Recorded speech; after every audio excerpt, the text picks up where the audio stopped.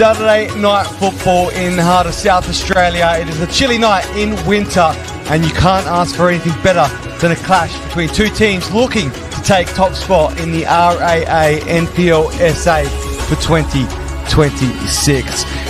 It is First Nations Pathways Round here at TK Shadow Reserve, an annual event hosted by MetroStars, a team that loves celebrating this occasion every single year and also highlighting their pathways for First Nations players in South Australia. Something they do very well, and tonight is something they do even better, hosting an event like this. Alongside West Torrens Birkalla tonight, I'm your host, Johnny Kecko, and I am joined by none other than Football SA commentator, Theo Malonis. Good to have you, Theo. Thank you. Thanks for inviting me. Big occasion here tonight. We mentioned it's First Nations Pathway Round here tonight.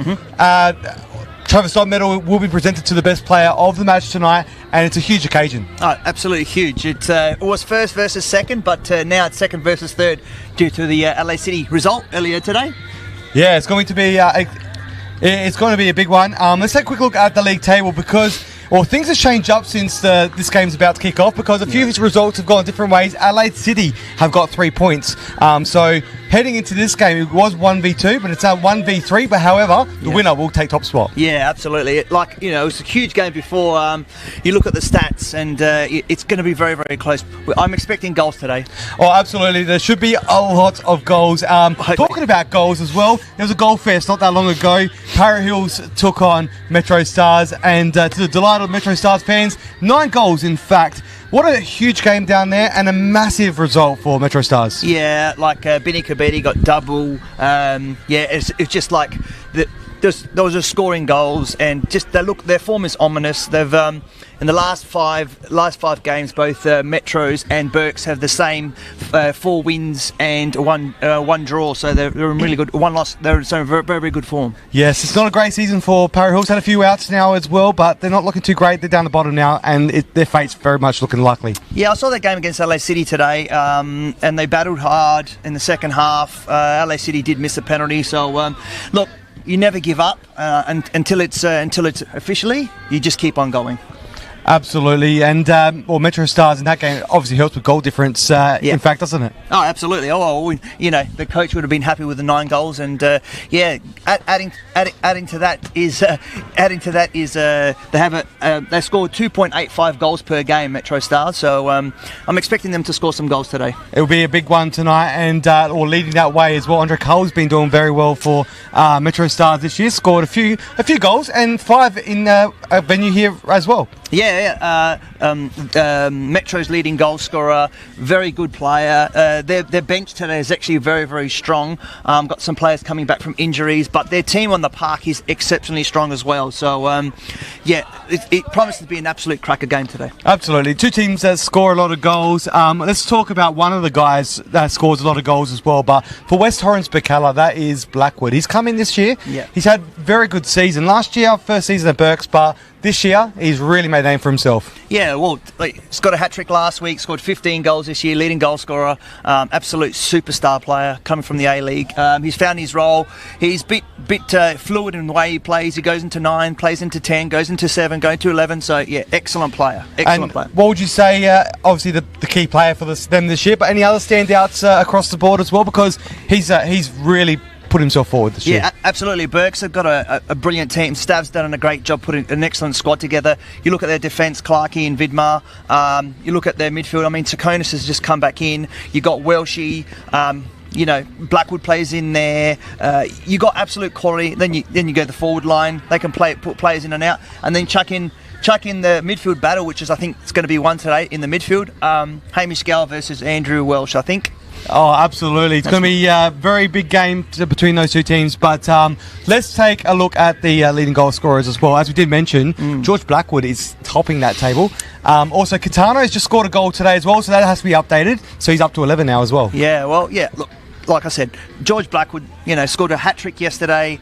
Last week, sorry. And he did, I expect him to score goals. He's dangerous both on the ground. He's actually can go both feet and dangerous in the air as well. Absolutely. And obviously we mentioned briefly about Andre Cole's on the bench today for this big clash. Yeah. So might come on and score a couple in this occasion maybe.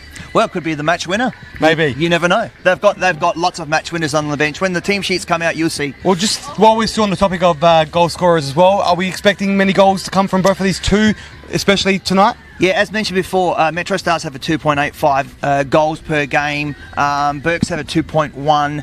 And they concede. MetroStars have only conceded 17 goals all year, so they've got an unbelievable defence, and they've got a couple of players out tonight, but they've got quality squad, so they don't concede that many, but they also score. So I'm expecting both teams. Last time they played, it was a 0-0 draw, but I'm expecting goals today. Oh, there are a couple of injuries as well. We saw Noel McNamara's got a brace on at the moment. He's had a broken collarbone, so that's not great for him. Yeah. And it's good to see that Cody Ostrak is on the bench as well, who was, I think, had a concussion last week. Yeah, and Noel Blaženka is also injured as well. So, but their bench tonight is amazing. So would walk into any starting 11. Yeah, very, very good team. So yeah, strong squad. And a big win for either team here tonight will get them that top spot. Let's take a look at the results from today as well, and the weekend, of course, because there was a game last night. Croydon FC got the job done 4-1 against Comets. Hurting Comets a little bit. They need those extra points to get away from that relegation zone. Yeah, look, Croydon scored first, Comets equalised, and then, once again, Croydon coached extremely well by George. Great squad. Just can stand up and score when required, and they're starting to hit a bit of form in the interesting part of the season. So yeah. And we did mention earlier that LA City have scored one today, so which means they are in top spot currently, pending this result down here today. But a huge win for them, 2-0. Yeah. Look, I know Vass and the LA City boys would have wanted to score a couple more goals today, but 3 points and a clean sheet, you take that. Absolutely. And as we came to air as well, was 0-0 between FK Belgrade, but now they just got the win, 1-0 win at home. So a massive win for them. They're on a really big run. They beat West Torrens Birkalla twice in a row within the same week. So they're in a hot form ahead of their cup final next week. Yeah, that's a huge win. It's a little bit disappointing as well for Westies. They were probably looking forward to get hopefully a draw today, but back to the drawing boards and. Go try and get something out of next week. And it all seems to be going well for FK Belgrade at the moment. Yes. For the win today as well goes into the Cup, and then also it goes into the Australia Cup, which flows off only a few days after the Federation Cup final. Yeah, well, it's going to be huge. Look, this club has got lots to play for, and it's going to start today, one game at a time. Absolutely, we love this. We love these fixtures, and we love this football as well. But also a bit surprising. Well, not surprising, but LA United. Only the 1 point against the Campbelltown City, who may be in a little bit of strife at the moment. They've got a strong side, just aren't getting the results at the moment. Managed to get away with a 0-0 draw. Yeah, Dan's got a really good squad there. It could be a couple of injuries. I'm not too sure. I'm not in the circles there. I do watch their football, but I think they've just got to start putting some results together, or else it's going to be quite uncomfortable towards the end of the second half of the year. Absolutely. Do you reckon there'll be a bit of pressure there for him? Because I hope not, because he has been have a plan to try and build something there, but we all know what football is like, unfortunately. Yeah, football clubs can be quite ruthless, but you hope he's got some kudos in the club, being a club legend, great player, and transitioning to a new coach. So yeah, he'll be fine. Absolutely. Well, let's talk about the FK Belgrade game, which is coming up. They're going to be taking on North Sunshine, which is a team from Victoria. It's going to be huge, an Albanian club taking on FK Belgrade in that first South Australian game. But we've got some big games as well. Heidelberg are coming here to take on the might of Cumberland United. Yes, the Cumberland, the charcoal cooking Heidelberg are coming to Adelaide to play on the Tecumbe. So yeah, that looks huge for their club. It will be a big game, and they're looking forward to it. I know that 10 plus years for Phil Stubbins. He was at the club as a player and coach. Absolutely. He got recognised, funnily enough, last year when MetroStars, the team we're at right now, went over to play Heidelberg in the Australian Championship. So now he gets to play against them with his current side. Look, this is great for the football in this state. We know that we've got quality. Putting it on the Australian map is so important now. So and great for Football SA. And very lastly as well, we have the the LA United game. They've got to travel to Melbourne. Not an easy one. If you're going to take on any NPL side, it wouldn't want to be South Melbourne, who have two very strong sides. One that competed in the Australian Championship and also the NPL, and the other competed in the OFC, a brand new competition. Oh, I mentioned that before, charcoal. So more charcoal. A lot of charcoal in this league. South Melbourne, Hellas, they're going to put on. They'll bring support to the game. They actually do consider themselves as an A-League club. Run very professionally. So be a huge game for Adelaide United, and they're going to be up for it. Absolutely. Well, we talk about those cups, sticking to the cup situation as well. We have the WNPL and WSL Cup coming up very soon. Next week, in fact, this will be next week, next Saturday. Huge weekend of football, and also the Federation Cup final, which will be against FK Belgrade and Cumberland United. But we are looking forward to that. Birkalla and West Adelaide in the women's final as well. Huge game. Yeah, it's huge. Burke's just had a 2-0 win. West Adelaide had a 3-0 win against Adelaide Union. So both coming into it with good form. Being involved with Westies, seeing what they've done, seeing the excellent coaching by Burks and the players, the mid-season recruits that they've picked up. It's going to be a cracker game. Well, let's quickly head into a quick video before we head into kickoff. Kickoff is moments away down here. West Orange Birkalla taking on MetroStars. Let's take a little look at those cup finals.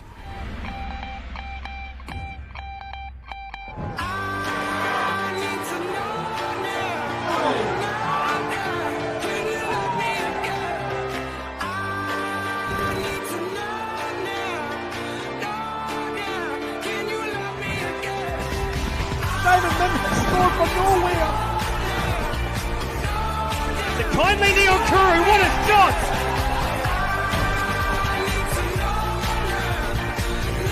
And that's yet another goal! Full the same on the ball, tons and shoots, and it's gone in!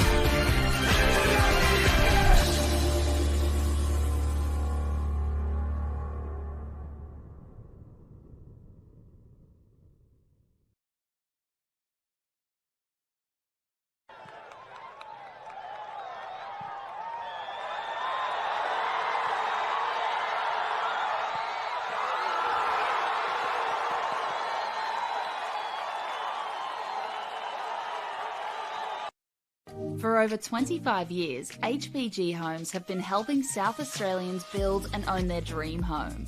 Whether it's a house and land package, custom build or development, our HPG fixed price guarantee ensures no nasty surprises or price changes along the way. We're committed to quality, affordability and creating a way of life for you and your family. Fixed price turnkey. It's gotta be HPG. HPG Homes. Introducing Carl's Jr. Star Boxes for taste and value that's out of this world. Choose a tasty ranch, original, Santa Fe or barbecue double cheeseburger and grab a small fries, all for only $6.95. Carl's Jr. Eat like you mean it.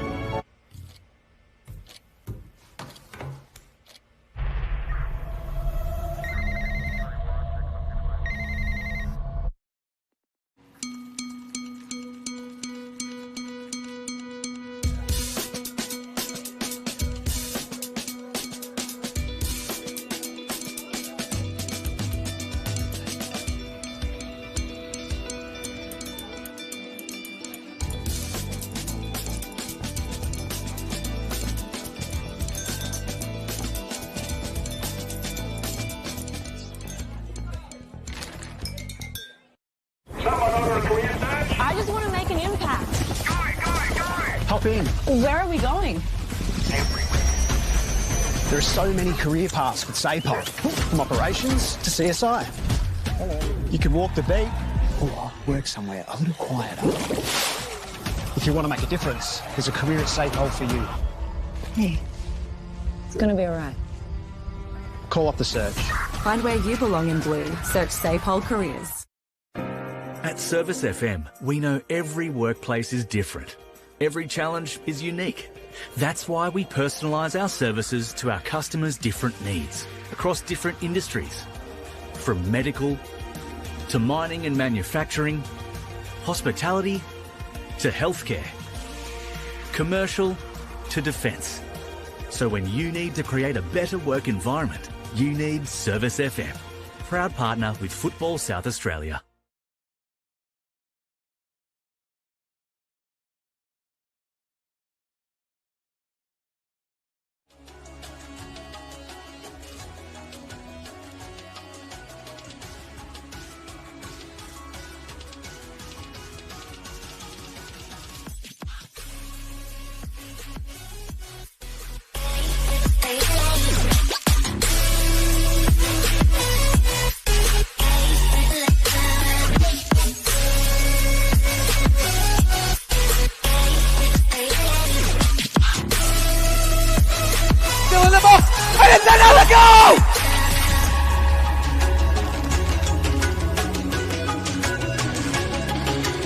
We play football across multiple lands in South Australia, from Northern Demons at Port Pirie playing on Mukunu land to Paramount country in the Adelaide Hills where Mount Barker United and the Adelaide Hills Hawks are situated. The Rossi United's ground at New Reapa sits on Mingajuri land, and Kurna country stretches from Golden Eagles in the north to Seaford Rangers in the south. We acknowledge the traditional owners and custodians of the land in which we meet today. We pay our respects to elders past, present and emerging, and we acknowledge their spiritual connection to country as important today as it always has been. This is the 2026 MetroStars Beyond Bank First Nations Pathways Round and is proudly presented in partnership with Beyond Bank. I'm at TK Shutter Reserve for this men's RA NPL match between the host side MetroStars and the visitors West Torrens Birkalla. It's first versus second tonight in the top tier in South Australia. With just 5 rounds of the home and away season after this, West Torrens Birkalla can take a huge step to claiming the league premiership with a win today. MetroStars, the top scoring club in the league with 45 goals, can go top with a win, but watch out because Adelaide City are about. They had a win today which took them top of the table. I'm your host David Grant and I'm with Theo Milonis tonight for this one. Theo, how are you? Thank you very much. I'm good, thank you, and thank you very much for inviting me. Let's go through the lineups here. MetroStars first, the home side lineup as follows: number 2, Samuel Vizzi; number 5, Lachlan Barr; number 6, Jackson Fortunato; number 7, Hamish Gow; number 10, Jesse Francesca; number 11, Cameron Woodfin; number 14, Binyam Kaberi; number 23, Scott Nagel; number 25, Michael Chittadini; number 50, the goalkeeper Vincent Barbaro; and number 77, Donati and Nian Kuru. On the bench for the home side, Cody Ostray, Christian Satira, Andre Carl, Thomas Visser, Arby Mollis and Anthony Rapuano. The visitors, West Torrens Birkalla, they came into this match lined up as follows: number 4, Kane Vidmar; number 5, Jared Clark; number 7, Tyrese Conway; number 8, George Blackwood; number 10, Dylan Klassen Thomas; 14 is Nathan Andijanto; number 16, Alex Sakonis; number 18, Yohei Matsumoto; number 20, their captain and goalkeeper Nicholas Harpus; number 22, Alan Welsh; and number 23, Chris Christophoulos. On the bench for the visitors, Julian Torresan, Jonathan Dorigo, Zakaria Abdullahi, Angus Eden, Brodie Everett and Amir Ibrahim. The referee tonight is Regis Quiffelec and he's assisted by Paula Orlandi and Ellie Seaton. These two, of course, met early in the season back in round 6 at Jack Smith Park. It was a 0-0 draw. I was at that one.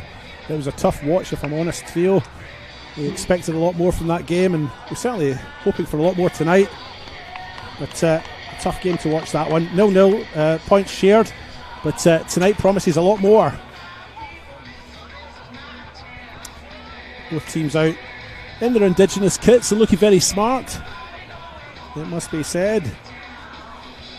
Designed by former MetroStars Aboriginal Football Academy student Brooklyn Rigney, whose artwork tonight reflects the themes of connection, culture, community and the pathways created through football. Well, I'm not going to ask you to make a prediction tonight, Theo, but coming into this, I mean, it's exciting, isn't it? I mean, at the start of the day it was first versus second. Adelaide City picked up some points today which have put them top of the ladder, but these are the two arguably best sides so far we've had in this 2026 season. Wouldn't you agree? Yeah, absolutely. I was doing some stats before and it's 2.87 goals per game MetroStars, and Burke's a 2.1. So I'm expecting goals, hopefully goals, but I reckon today's going to be a huge midfield battle. So, yeah, could be a couple of moments that decide this game, or lots of good moments. Football, I love you. This is no David and Goliath, it's Goliath versus Goliath. This is the men's RA NPL South Australia, and referee Regis Kriflick is about to get his back underway. Not even I'm so excited I can't remember which half we're in. But Binyan Kaberi and Cameron Woodfin are over the ball right now. And we are underway. Hamish Gow wearing the captain's armband for the home side tonight. Takes the ball and plays it back to Jackson Fortunato, and in turn back to the goalkeeper. As MetroStars get us going. Yeah, both teams line up quite similar as well. Similar in structure. Be interesting what they do without the ball. Burks do a little bit differently. Blackwood does float in between lines as well. So it'd be interesting to see what Stav has in plan. But yeah, he'll just keep it as. And like I said, it could be moments today because there's absolute quality everywhere. And there's quality on the bench as well. So let's see how this game goes. MetroStars maybe a little bit understaffed. Of course, they're still missing their regular custodian in Cody Ostreich. He took a head knock 2 weeks ago, and he's only now starting to feel better, apparently. I'd spoken to some of the MetroStars staff before, and Cody Ostreich still a little bit a while away from a return. And of course, Noah McNamara, their defender and talisman at the back, still has shoulder issue. I think it's a broken collarbone he's got, or a broken shoulder blade, is that right? Yeah, I was speaking to him before. Yeah, it is a broken collarbone. He's out for a while. It's a pretty bad injury. And Noah Blazek is out as well. So, yeah, so they do have injuries, but, you know, they've got an absolutely brilliant squad. That's why they've been so successful the last couple of years. And everyone's just literally dying to get into this first 11. I hope they're not literally dying. I hope that's figurative. Very keen. Very keen. It's a hard team to get into. It's absolute quality. So well done to the people at the MetroStars who've assembled this very strong squad. Here's Dylan Klassen-Thomas on an overlapping run now on the right-hand side. Cuts back on his left. Opts to play it along the ground.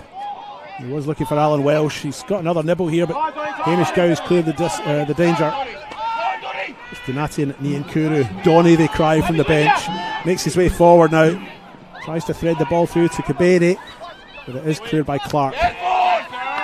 Yeah, the last couple of games I've seen Clarkey and Vidmar have been absolutely brilliant at centre-back. So, and then you chuck in Fortunato and Lockie Barr back for Metros, and, you know, you just look at the quality out here, and we're just spoilt for football in SA. So, saying that, I hope it's not a 0-0 today, but if it is, we'll still love you. Ball into the middle. Francesca's the player trying to get to it. And eventually it pops out to Scott Nagel, a former West Torrens McCullough player. He plays into Francesca and receives it back. And now they look to reset. Lachlan Barr picks it up now for MetroStars and plays it across the back of the back line. Jackson Fortunato. There's Samuel Vizzy. We did, of course, meet twice last year in 2025 in the RA NPL. Both games finishing 1-0 for the away side. So it was a 1-0 win for West Torrens McCullough here, and a 1-0 win at Jack Smith Park for MetroStars last year. Prior to that, of course, West Torrens McCullough were a promoted side. Prior to that, they were in the State League 1. And just pause that thought for a moment here as West Torrens McCullough clear the danger. Here's George Blackwood. Makes his way forward into his opponent half. Picked up by Tyrese Conway now. Yeah, prior to last year, they did meet in the 2023 FFA Cup semi-final at Service FM. That finished 5-0 for MetroStars. A hat-trick for James Temelkowski and a brace. That's 2 goals to you and I, Theo, for Michael Chittadini in a 5-0 win. Yeah, Chitter's always been an excellent winger. Deceptively quick, and loves going 1v1. And in that 11 position, which is left wing. So, And you look on this side, Dylan Clarkson-Thomas is actually not a traditional 9, a 7. He'll come in, he'll play a bit more in the midfield as well. So, like I said, Stav's got them organised in the best way forward, and we'll see how the game transpires. But blockbuster. We see Nathan Andy Janto on the deck, having been clipped from behind.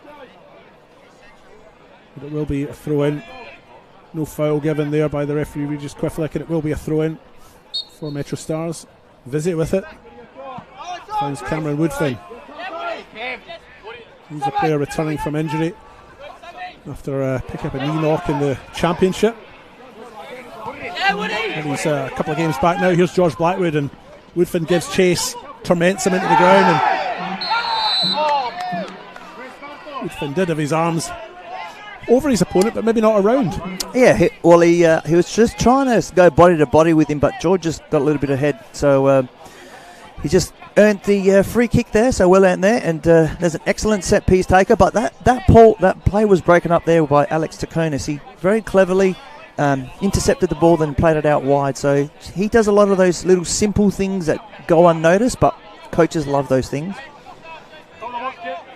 I'm a big admirer of Alex Takonis. I think he's one of the most underrated players in our NPL here. Looks like he will take this free kick. He does with his right, whips it in. Edge of the 6-yard box, cleared, but only as far as West Torrens Birkalla's number 2. Conway.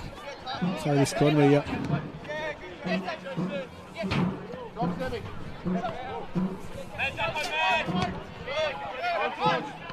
Woodfin can't bring it under. Kaberi has it, wins it back. Gow. With Scott Nagel on the far side. Challenged by Clarkson-Thomas, plays it back to Gow. They lose out. West Torrens Birkalla have it again. Welsh threads it through. Guess who's got the ball here? George Blackwood, but good goalkeeping to deny him there from Vincent Barbaro, and that'll do his confidence a world of good. Yeah, that was an excellent ball played into George Blackwood. Blackwood went 1v1, and Jackson Fortunato literally went toe-to-toe with him. There's Donati and Niankuru now. Failed to get the ball at his first attempt. As a second, though, wins a throw-in. So quite often there, a defender like Jackson just kept his head and just put a body on body and did absolutely brilliantly there. Gets an absolute quality play in George Blackwood. Lachlan Barr now, keeping his own half. He's it back to Hamish Gow, who in that 6th row likes to drop deep, collect, and then look to rebuild or reset.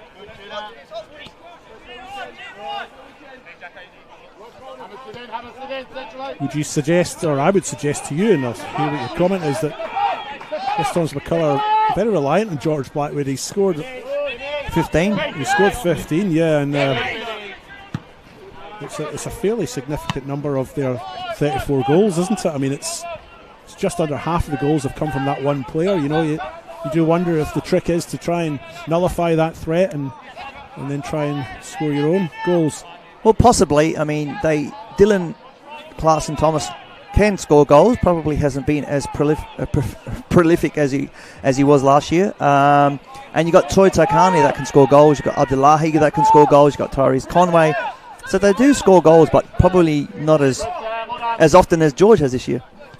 Well, no, I mean, George, as I say, he's got 15. He's the top scorer in the men's NPL this year. The next highest scorer in that team, Soy Sakani, with 5, so he's a fair way behind him. Sakani's obviously not even playing tonight, and then Welsh is on 3, but you know, Clarkson-Thomas, as you mentioned before, he's nowhere near what he was doing last year. He's just got 1 league goal this season. Yeah, I like the beauty of football as well is, like, we see the goal scorers, but how about the assists? You know, I know watching Toy play, he would create and be an assist giver as well. So coaches do love that as well. Fortunato now picks up Vizzy in this near side, goes back inside. Francesca comes to collect, flicks it forward. Vidmar meets it though, chips it up forward. It's met by Welsh and then Sakonis. Now it's Christophilos looking for the run of Conway. Fortunato's there first though, and that's a difficult ball, but he offers a hand of apology. He did a karate kick to get the ball out for the touch. So yeah, well done. He'll let him know in no uncertain terms that just play the ball back to my feet, not to my head.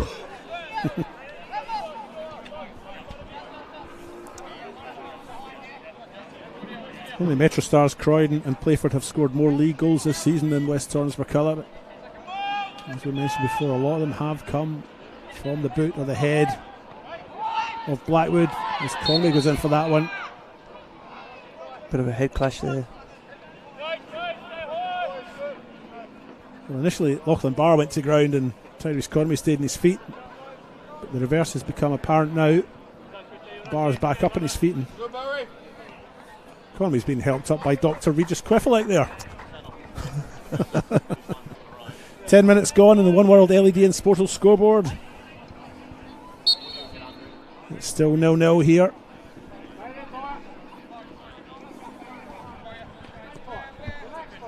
They do. These teams obviously like to score goals, and but with this much online, you probably can see a little, both teams players tightening up a little bit, a bit scared.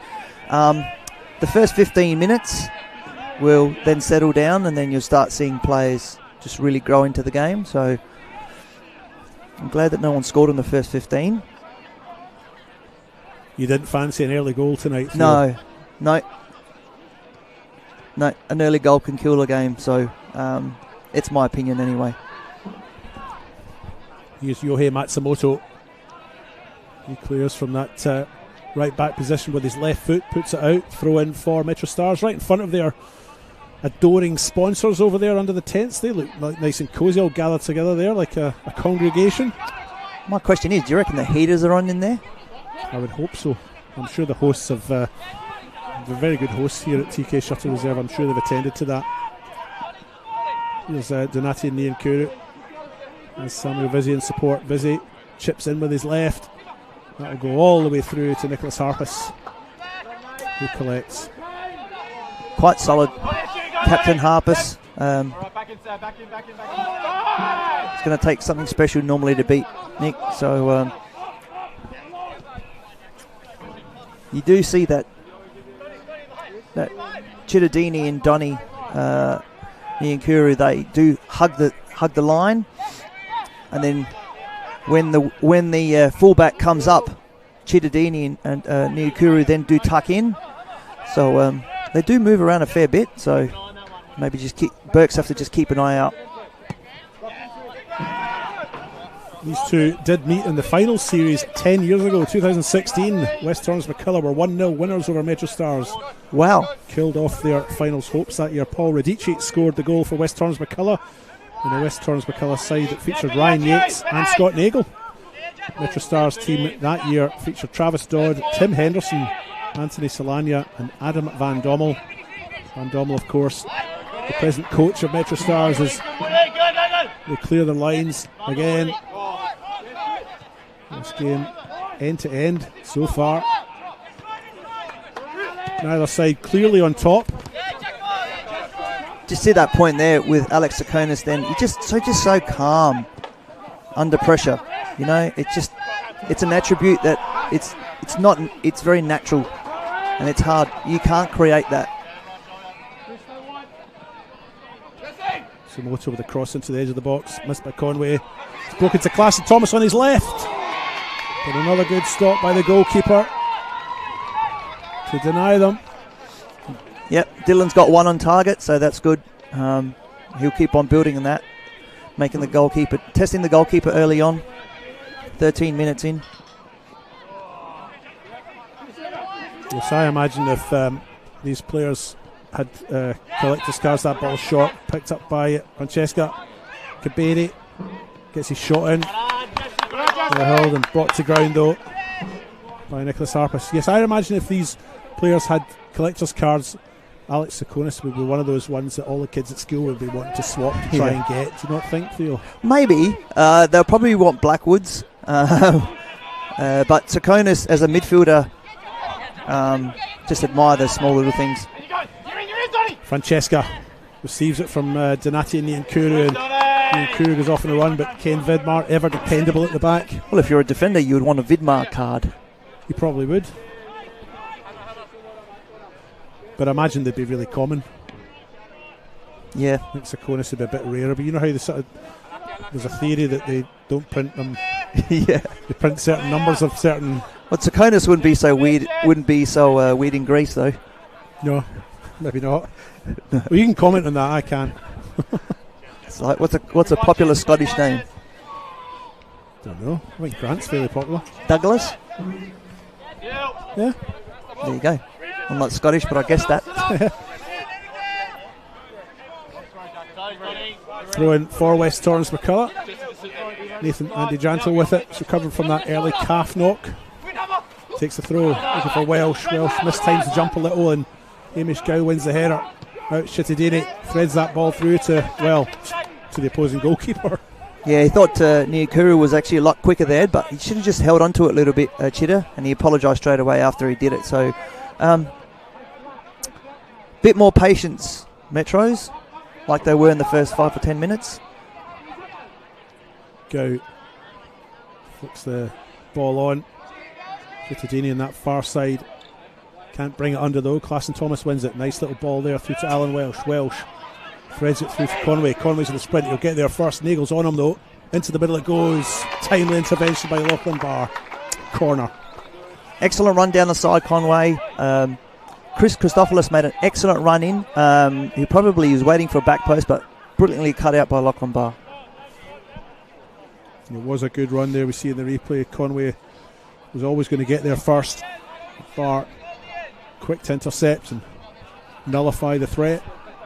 Really good communication between goalkeeper and centre back there. Corner on that far side. Corner flag just adjusted. It's Christopoulos on that far side. He'll whip this in with his left into the near post. Met by Vizzy, who perhaps feels he maybe should have done a bit better. He's conceded the corner again, 2 in a row. Yeah, Chris wasn't happy, obviously, with the corner flag there. So he's trying to adjust it to get it just right. I think this won't be better. Second time lucky. You can see from that corner flag there's absolutely no wind here at TK Shutter. Very calm, ball comes into the middle. And Vidmar was the player at the front post. He looked to flick it on. Tsakonis picks up the loose ball. Christopoulos back into the middle. Welsh was under it. Conway was under it. It's broken to Alan Welsh at the back. Francesca sees him to the byline. Can't get his cross in clearly though. It's cleared by Fortunato. Jared Clark now. Chip forward looking for Welsh, but pass a bit heavy and it will go out for a throw in.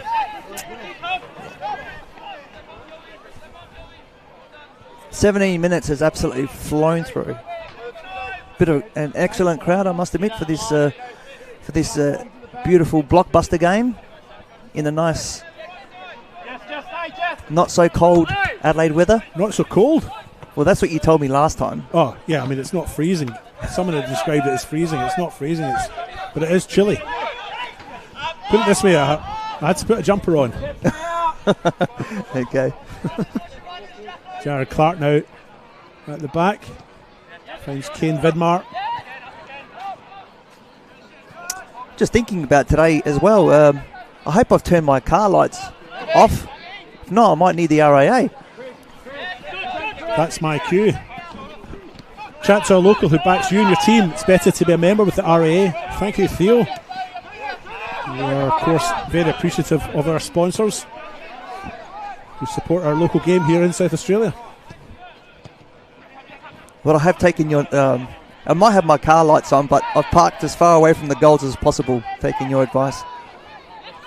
Well, actually, there's not a lot of parking behind either goals at this ground. It's in that we're sitting about 5 kilometres from Adelaide's city centre. And big playing field. They've been playing soccer at this ground for a number of years. Actually played here in the 90s. Theo, you're probably too young to remember that, but... I wish I was. Yes, I remember coming here in the 90s to play football. Yeah. There's Kane Vidmar now at the back for West Torrens Birkalla. Finds Nathan Andy-Janto, plays it up to Welsh. His touch is a wee bit heavy and MetroStars almost win it back. The assistant on this side, Paula Orlandi, signals that one had gone out. It's a throw in for MetroStars. 0-0 and the One World LED. George Blackwood now. Inside. This ball is missed though by Tsakonis and picked up by Gow. He's found Francesca, and Francesca plays in Lachlan Barr right on the halfway line. Over to Scott Nagel. Nagel on his left foot chips into the middle. Penalty spots the target. Woodfin and Kaderi underneath it. But West Torrens McCullough have it back. A little bit of miscommunication there, but Yohei Matsumoto, he comes away with it. Little tug in the shirt there by Binyam Kaberi, and West Torrens McCullough win the free. Yeah, Yohei, exceptionally good feet. We see it as an attribute. The Japanese players, absolutely brilliant technically. Used to be a very successful 7 right winger. Is now playing as a 2, and absolutely exceptional going forward, and brilliant with the ball at his feet. So very lucky to watch all these wonderful Japanese players in our leagues. Scott Nagel with a throw in there in front of the new grandstand as of this year at TK Shutter. Now it's Samuel Vizzi. Jackson Fortunato. Fortunato along the deck. Finds Woodfin, who dropped very deep for that, but couldn't quite get his toe on it.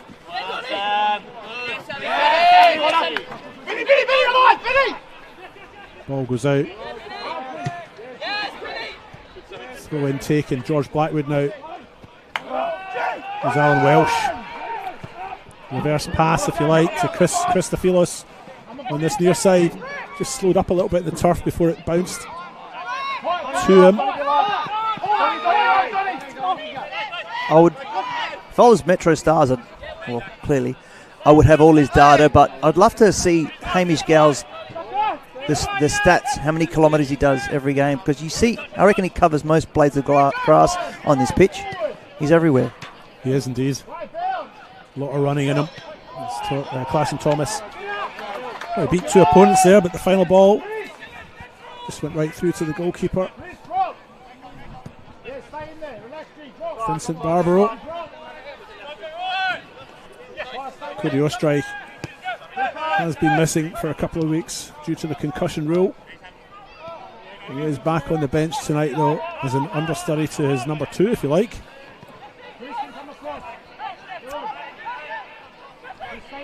And the last game I was here was, I think, with Simon, and they played Belgrade, and Cody was excellent, as was Andre Carl, as was Christian Satira, and like I said, they've got some serious depth, and I think RB Mollis has just come back from a long-term injury as well, so there's another quality midfielder. Yes, RB Mollis is certainly a player that they've missed over the last while. He's been out for a little while, hasn't he? I mean, he did score last week in their 9-0 win over Para Hills Knights. I didn't like to mention it, but you can't not, can you? Yeah. We had a 9-0 win, 2 goals for Jesse Francesca, 2 for Cameron Woodfin, 2 for Binyam Kaberi.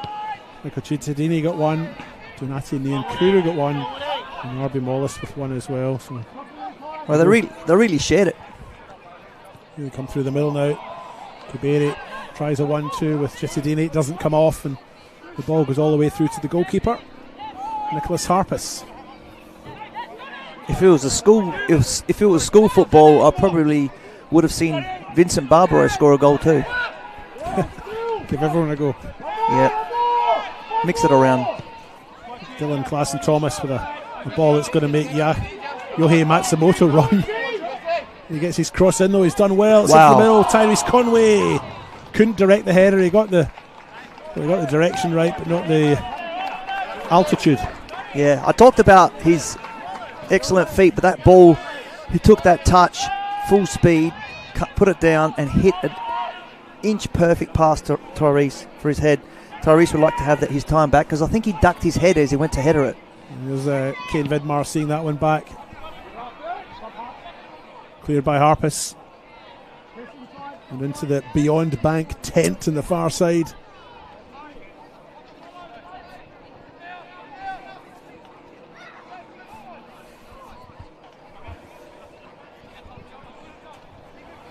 throw in. Scott Nagel again in front of the adoring sponsors and the rather significant crowd that's gathered here tonight in this chilly Adelaide night to watch this men's RA NPL. Kuru's cross at the middle is met by the Vanuatu internationalist Jared Clark. But MetroStars still have it. Here they come again. Chittadini on his left. Clever, cuts it back to Gow, and that's Hamish Gow-tastic for 1-0. What a finish, and that'll spark some life into this game.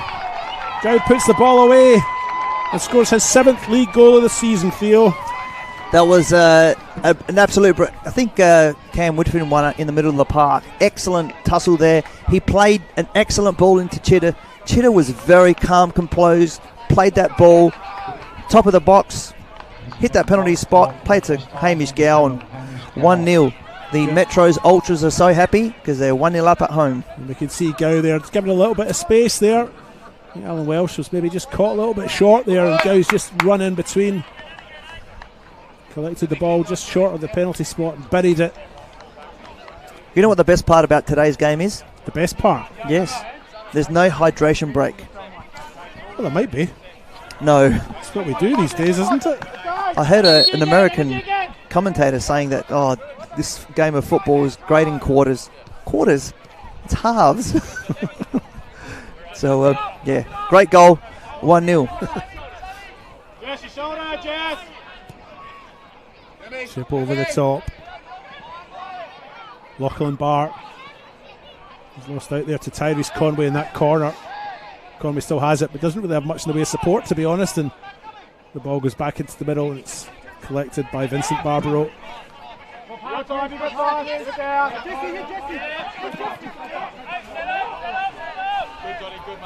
So as we said, that sometimes quality is clearly evident in both teams, but it's like moments, that the ability to win that ball and there's the ball over the top. Binyam Kabere. No foul there. Oh, foul there, yes. Didn't hear the whistle. We just quiff like the referee tonight. It's moments, sometimes those moments win the game. Yeah, it was a bit of a tussle. I think Vidmar was going down and he was a bit of a tussling with Kabedi, yeah. Nothing to see. So just a quick glance at the updated table. Adelaide City now top on 35 points. West Torrens Birkalla with this game in hand that we're playing now, 35 points as well. And MetroStars in third on 34 points. The goal difference is enough for Adelaide City to stay top if West Torrens Birkalla don't get a win tonight. Adelaide City's goal difference is 19. West Torrens Birkalla's goal difference is 13. So West Torrens Birkalla, if they're to return to the summit, need the win tonight. But of course MetroStars can go top if they get the win tonight. So winner goes top, and if it's a draw, Adelaide City stay top. LA City would like that. I know the boys at LA City and Vass would want that to happen, but as mentioned before, it's one game at a time. You play the team in front of you. You get that win, and then you move on. Vass Parhas, of course, the coach at Adelaide City. I'm sure he's glued to his television set, watching this one with keen interest. We are approaching finals, of course. It's only 5 weeks after this we'll be in finals. That's crazy, 5 weeks. Might be 6. Okay, maybe there's 6. There's no games next week because it's the cup final. The cup finals, yeah. So it might be 6. Here's Jackson Fortunato now at the back with Lachlan Bart. Yeah, some interesting stuff in the WMPL as well. That there could be a after the cup final, the week after, there could be a champion and there could be someone relegated. So we shall see. That's right.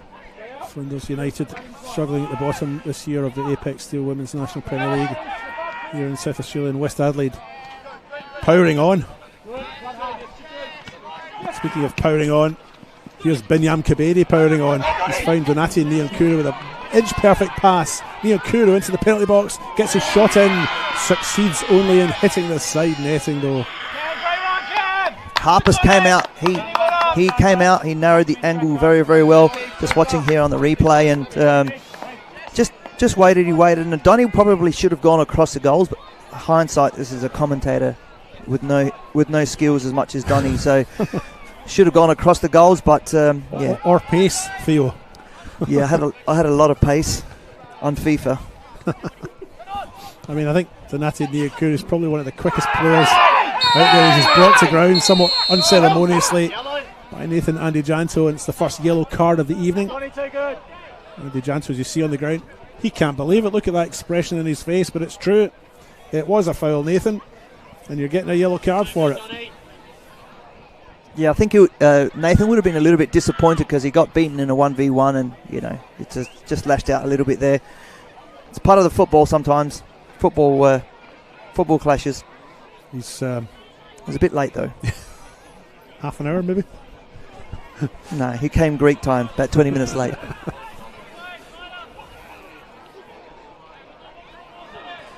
Two-person wall there, as you can see on the screen. Chris Christopoulos and Nathan Andy Janto. In fact, Mr. Andy Janto has been encouraged just to retreat another metre to comply with the laws of the game. He does so. Free kick will now be taken by Hamish Gow with the left foot.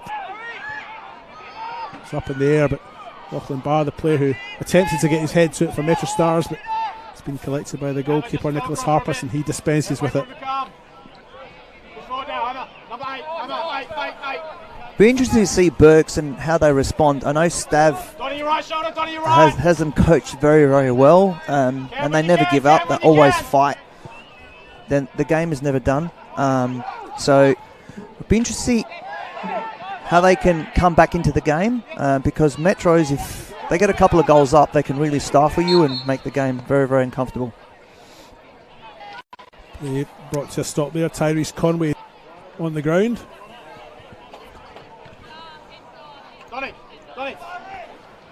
Coming together between him and Lachlan Barr there for that. He may need to receive some... No medical attention. He's back up. He had magic air. They talk about magic spray. He had magic air. Magic air. Free kick for the visitors. What the hell? I won't mention the nation that Australia played against today, but they spent a lot of time on the ground.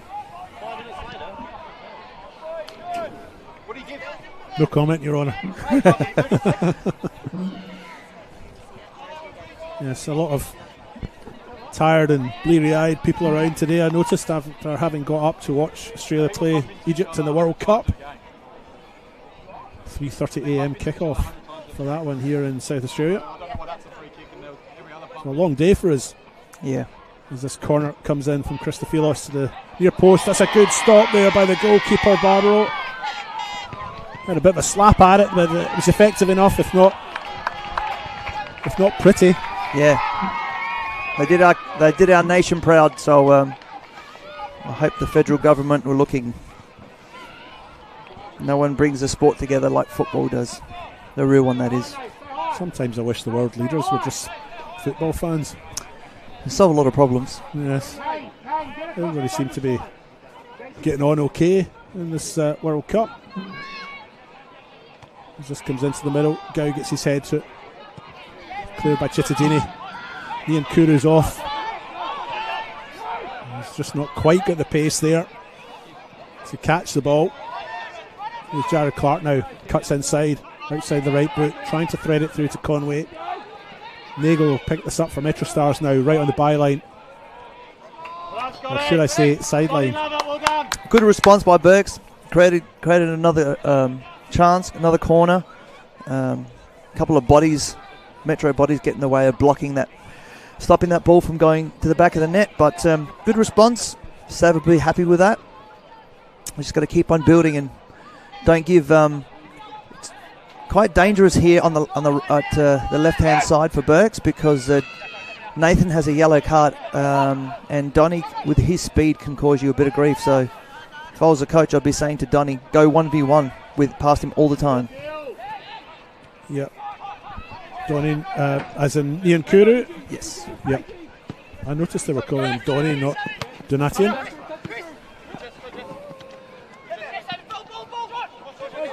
Here's Blackwood. Top scorer in the league, this lad. Cameron Woodfin's got the better of him there, though. And the American now looks to release. And here's Donny Niankuru now on the right-hand side, on his right foot. Faces Andy Janto. Into the box he goes, on his left. Gets a shot in, but that's great defending by Andy Janto to deny him. Very highly experienced. Stood him up.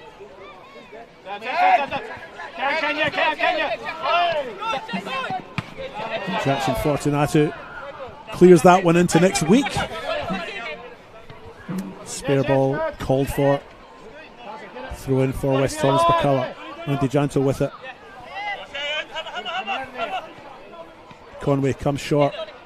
Receives, gives it back to Andy Janto, and eventually it comes off Niankuru.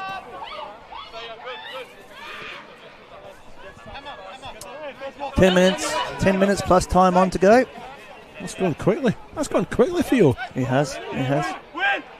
In the cold.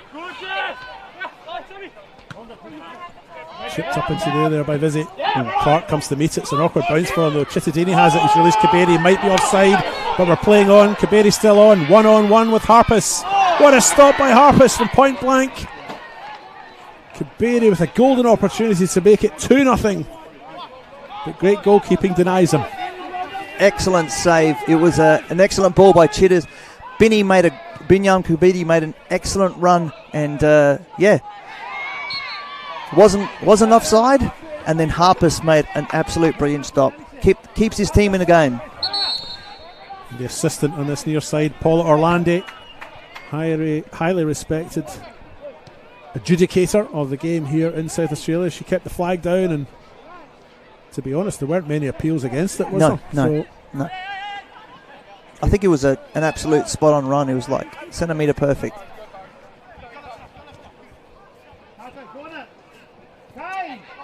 Here's Sakonis now. Midway inside his own half. Opts to go back to Kane Vidmar.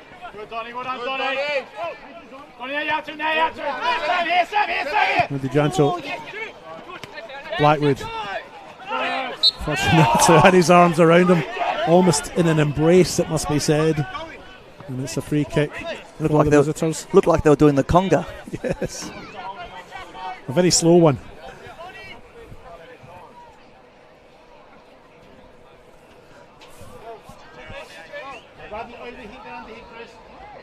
This is perfect for left-footed delivery here, or a right. It is. There's some tall timber in there as well. Jared Clark's in there, Dylan Classen Thomas, Alan Welsh at the back. He goes to Welsh, he heads it into the middle. That's two players going wholeheartedly for the same ball. Nothing wrong with that, but Kaberi may have had his feet up there. And he accepts the yellow card for the foul on Kane Vidmar. The replay will come up in a minute, but second booking of the night.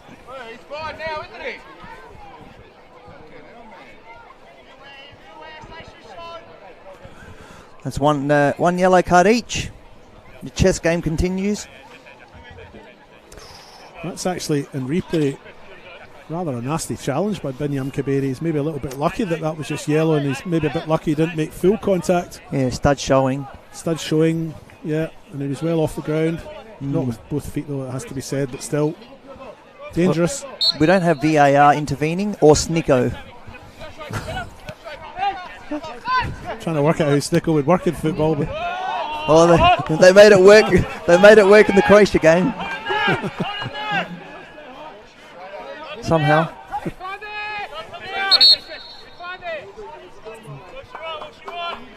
Throw in for MetroStars, who currently lead 1-0 thanks to a 25th minute strike by their captain Hamish Gow. There's a flick over the middle. Blackwood's onto it. He was crowded out though. Great defending in numbers there by MetroStars to prevent the highest goal scorer, but I nearly said the tallest goal scorer, but I suppose he might be the tallest goal scorer in the league. Could be. Binyam Kaberi is quite tall as well, so. Maxim Ivanic has got some height, as does Riley Stam, so I'm not too sure. I'm sure Blackwood might be the tallest goal scorer in the league. I'll use that one in future. Okay. If he gets one a bit later tonight, we'll have to mention that. You have to do some research there.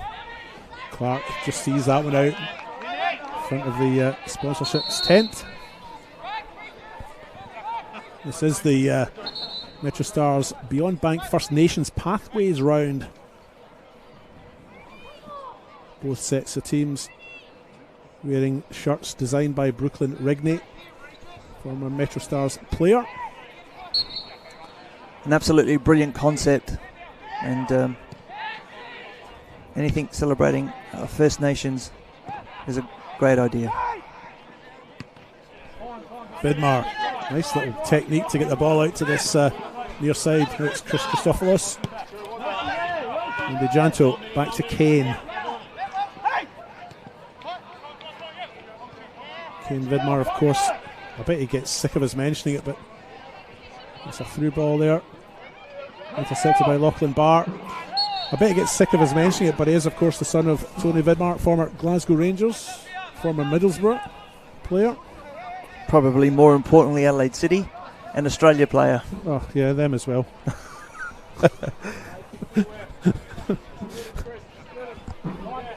He had a role in the Australian setup as well. Not too sure. Under 17s, under 19s.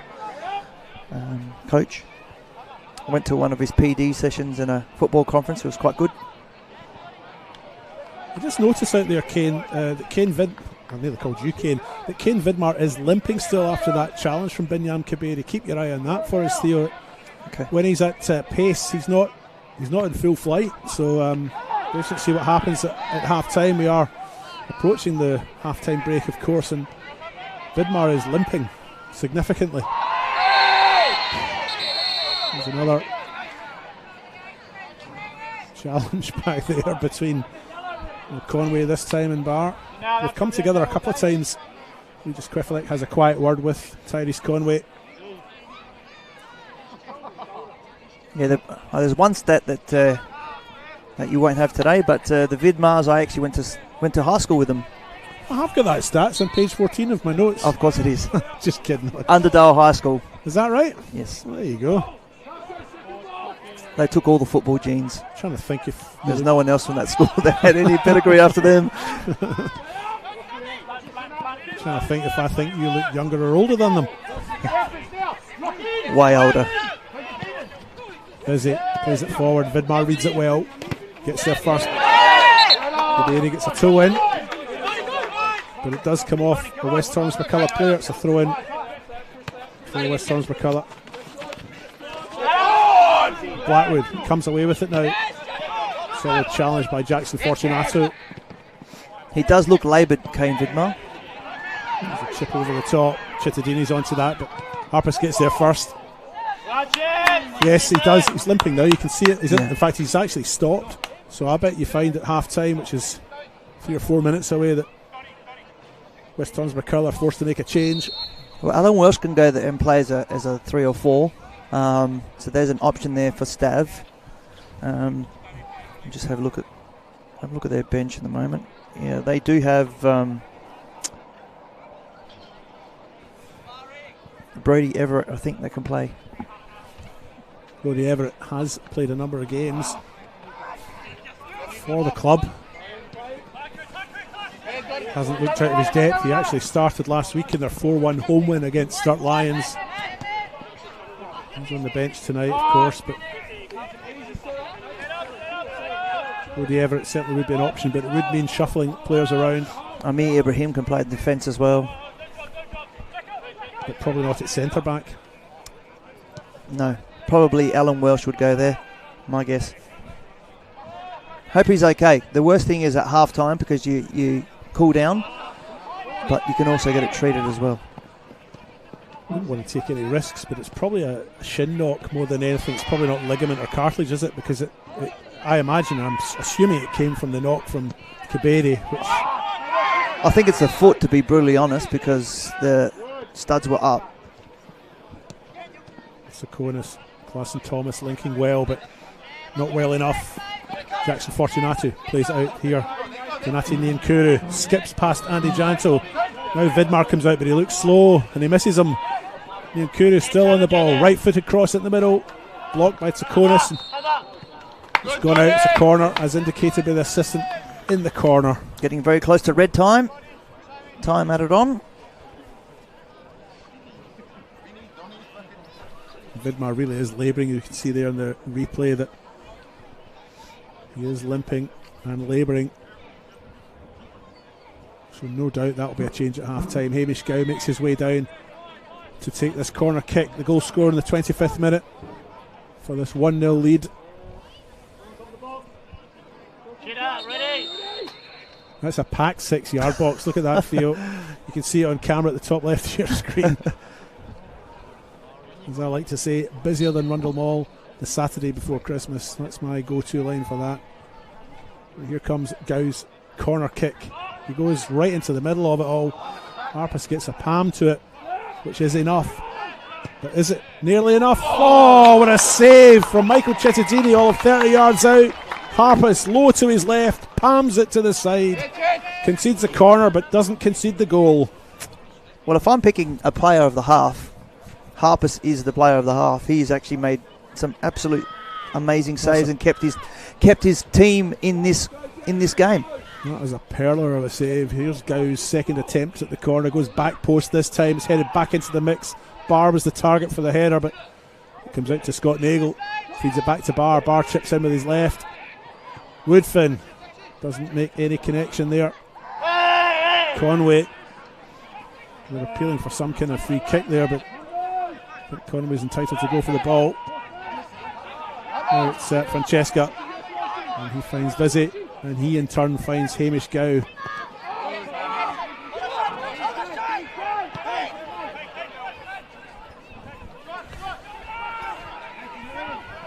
Jesse Francesca now just inside his own half. Fortunato. Metros just need to keep this ball now. See at the half time. Nearly 2 minutes done. I didn't see how much time we had left. I'm not sure that we were advised, to be honest, Theo. We sitting up here on our own in this cold night, or miss out some of that info as this ball's played forward. Picked up by Harpus. It was 2 minutes, Theo.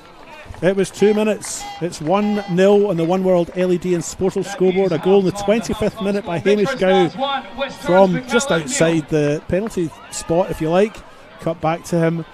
And gives he's put it away nicely, and it gives his team at MetroStars a 1-0 lead at the break. Theo, your thoughts on the first half? Yeah, it was definitely a top of the table clash. Moments of excellence win game. A Woodfin challenge, a beautiful ball out to Chitta. Chitta plays it to the penalty spot. Great finish by Galtastic, and yeah. Just looking at the first half highlights here, they come up on the screen as we look at the early attempts by West Torrens Birkalla to try and open the break. Obviously these first sort of 10-15 minutes was all West Torrens Birkalla. Yep. Certainly in terms of the opportunities that they built down the right hand side. Tyrese Conway with a header there that he didn't quite get on target. He got the direction right, but not the altitude. This might be the goal here. It's cut back, and Gow timed his run perfectly and slammed it past the goalkeeper there, Nicholas Harpus. But great cutback by Michael Cittadini to create that chance. Yeah, and just that before it got to Michael Cittadini, he actually Cameron Woodford won that ball. And there's Donny, should have gone across the goals. Yeah, he did have options in the middle, opted to go for the goal itself, hit the side netting. This was an onside chance for Binyam Kaberi with just the goalkeeper to meet. Maybe just hesitated too long there, Theo. Possibly. What can I say? I was never a striker, but you know, I think Harpus did everything well. He stood nice and tall, made it hard, had to make a decision. So yeah, lots of really good highlights. Surprising to see that, you know, Berg's probably had the couple of good chances, two shots on target. So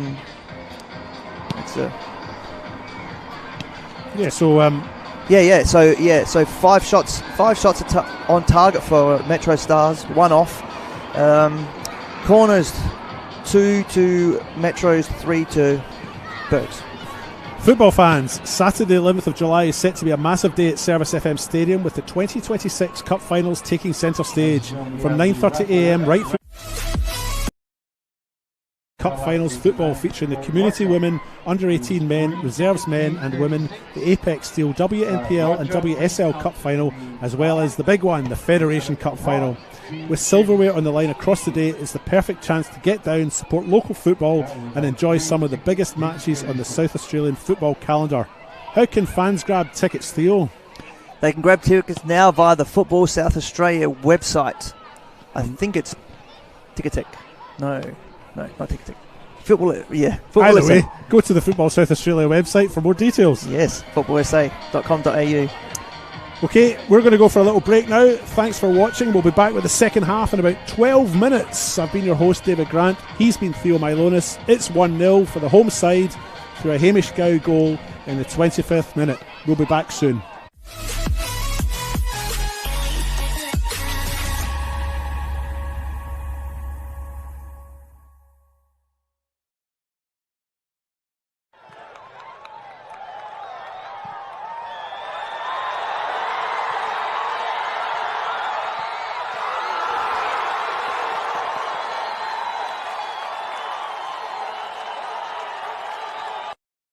For over 25 years, HPG Homes have been helping South Australians build and own their dream home. Whether it's a house and land package, custom build or development, our HPG fixed price guarantee ensures no nasty surprises or price changes along the way. We're committed to quality, affordability and creating a way of life for you and your family. Fixed price turnkey. It's gotta be HPG. HPG Homes. Introducing Carl's Jr. Star Boxes for taste and value that's out of this world. Choose a tasty ranch, original, Santa Fe or barbecue double cheeseburger and grab a small fries, all for only $6.95. Carl's Jr. Eat like you mean it.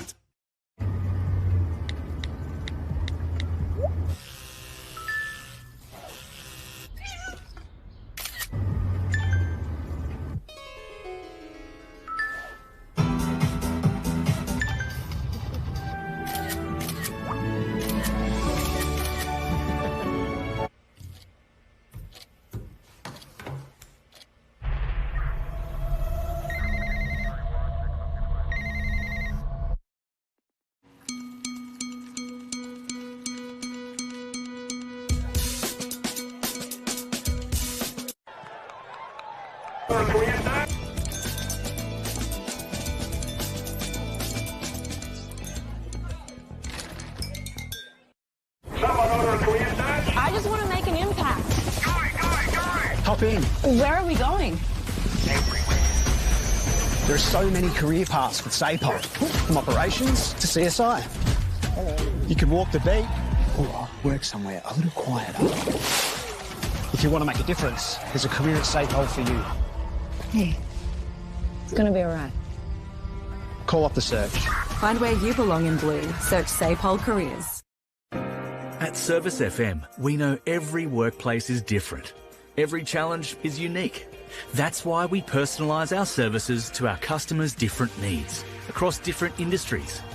From medical to mining and manufacturing, hospitality to healthcare, commercial to defence. So when you need to create a better work environment, you need Service FM. Proud partner with Football South Australia.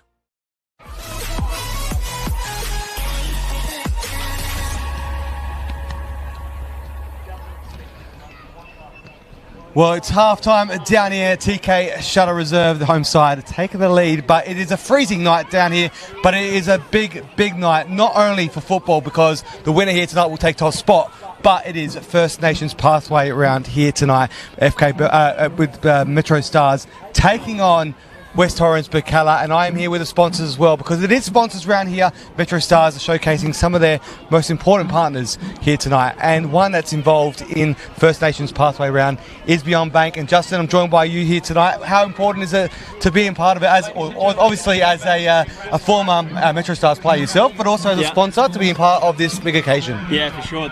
It's fantastic. I think Beyond Bank's been part of the initiative, I think, from its inception with MetroStars. So, yeah, we recognise that football can bring communities together, and I think football can transcend communities and cultures. And I think this match does exactly that. It's an opportunity to bring in the smoking ceremony and the welcome to country. And then I think another big part of that as well is the pathways that MetroStars is trying to promote. I think some of the best life lessons that you can learn is through sport and through football, and I think that does exactly that, and that's what we like to be involved in. Well, it's a great initiative to be able to do that here tonight. They're wearing a special kit as well, so yes. It is something special down here, and it's great to see that. And also, at the end of the game, we'll have the Travis Dodd medalist as well. Yeah, I was fortunate enough to play with Travis for one season at the end of his career. Amazing player, and I think that just goes to show what First Nations people can contribute to the game. Plenty of fantastic players out there, so it's great to see and great to recognise it. And as a player as well, it was always exciting to play in these games. They're extra special, so yeah, it's fantastic. Well, it's great to see Beyond Bank being involved in this, but we've also got other sponsors here as well, and it's also good to see them all here being recognised tonight, and one that gets involved in grassroots sports as a sponsor, and that is Foodland Supermarkets. We're joined by Franklin, the CEO. Franklin, how important is it to be involved in the grassroots, especially here at MetroStars? Look, as a brand, we've been provided a social licence to operate in the community, and with that responsibility, you do have to give back and ensure that we participate in the communities that we're part of. So from our perspective, not only are we involved at Metro, but we're involved across the federations and across SASL and also across other codes. And more importantly for our brand is to get to the point that we get the opportunity for grassroots and also for the elite part of the sport to become better people and give back and provide an opportunity for growth. And here, being a part here at MetroStars just fits perfectly for you? Yeah, look, we're very lucky. The best part about MetroStars is it's a very inclusive club. We've now got the girls this year. The girls and the women's are now part of the club, and that's really important as part of the community to ensure that we've got a future and become a big part in the state. Well, talking about another sponsor, just to the side of you as well, is another, not Franklin, but Frank from Newton's, been involved in the club for 20 plus years now. Yep. How special is it to be a part of this club? And obviously it must be very special to be here for a long-standing time. Yes. Yeah, very special. The club gives a lot of time for the kids, especially. That's what I look at, putting kids on the park and getting away from the video screens. And as a family business, we enjoy the family community here and everything that it gives us. And you must, you obviously love being a part of this club and supporting it. So it must be special to you to be here tonight. Also being recognised as one of the sponsors. There's many out here today. Yeah, coming here and spending time with the committees, the people that put it all together, all players, and people just keep coming back and giving. And the club is a club, good club. Well, it's great to see the support of you guys, and we thank you for supporting grassroots football and, especially in your case tonight, the big occasion, the First Nations pathway round. We look forward to seeing who the player might be. Any quick tips on who you think may be winning it tonight? Oh, well, got the scarf on, so I think it goes without saying a Metro win, and they're in a good spot right now, 1-0. So, yeah. Well, it is a great spot. And also, as we mentioned earlier tonight, next week is the Cup Finals. Make sure you head out to Service FM Stadium to watch it all. Thank you again for joining us. We're going to head to a quick short break. On the other side, the second half of this big match, and David Grant and Theo Milonis will be joining you there very soon.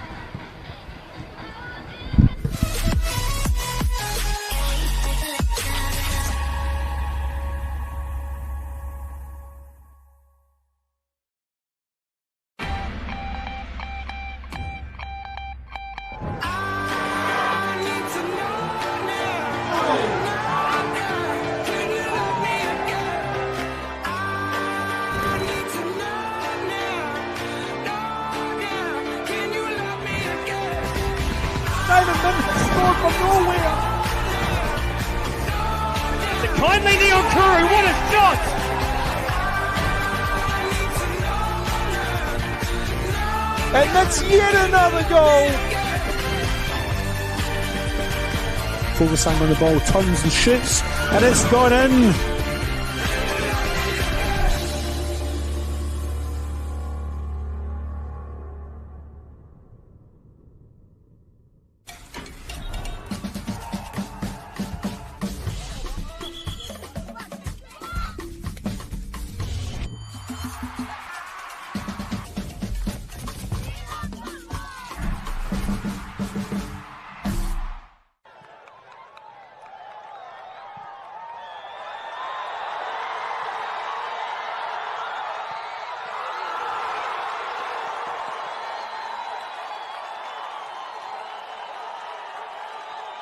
Introducing Carl's Jr. Star Boxes for taste and value that's out of this world. Choose a tasty ranch, original, Santa Fe or barbecue double cheeseburger and grab a small fries, all for only $6.95. Carl's Jr. Eat like you mean it. Adelaide wakes up with 5AA, David Penberthy and Will Goodings, Tom Wren for sport, Jade Robran on the scene as it happens, Jess Adamson with the news that matters to Adelaide. Breakfast with David and Will, bringing together the names you trust with everything you need to know to start your day. Always live, always local and only on 5AA. Always Adelaide.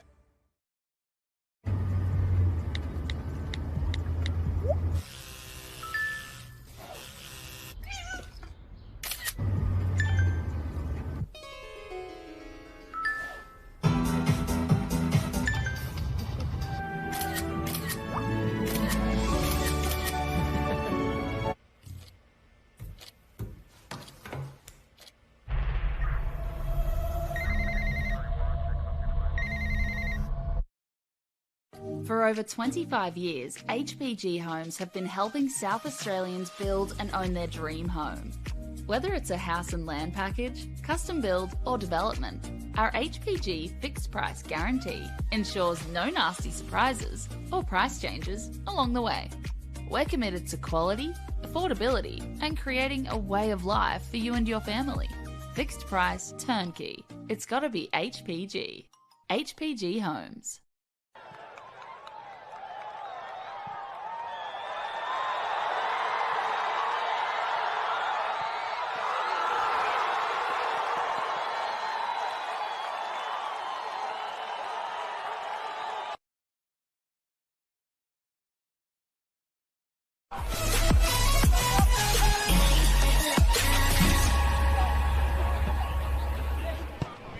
Welcome back to TK Shutter Reserve for the second half of this men's RA NPL match between the host side MetroStars and their visitors West Torrens Birkalla.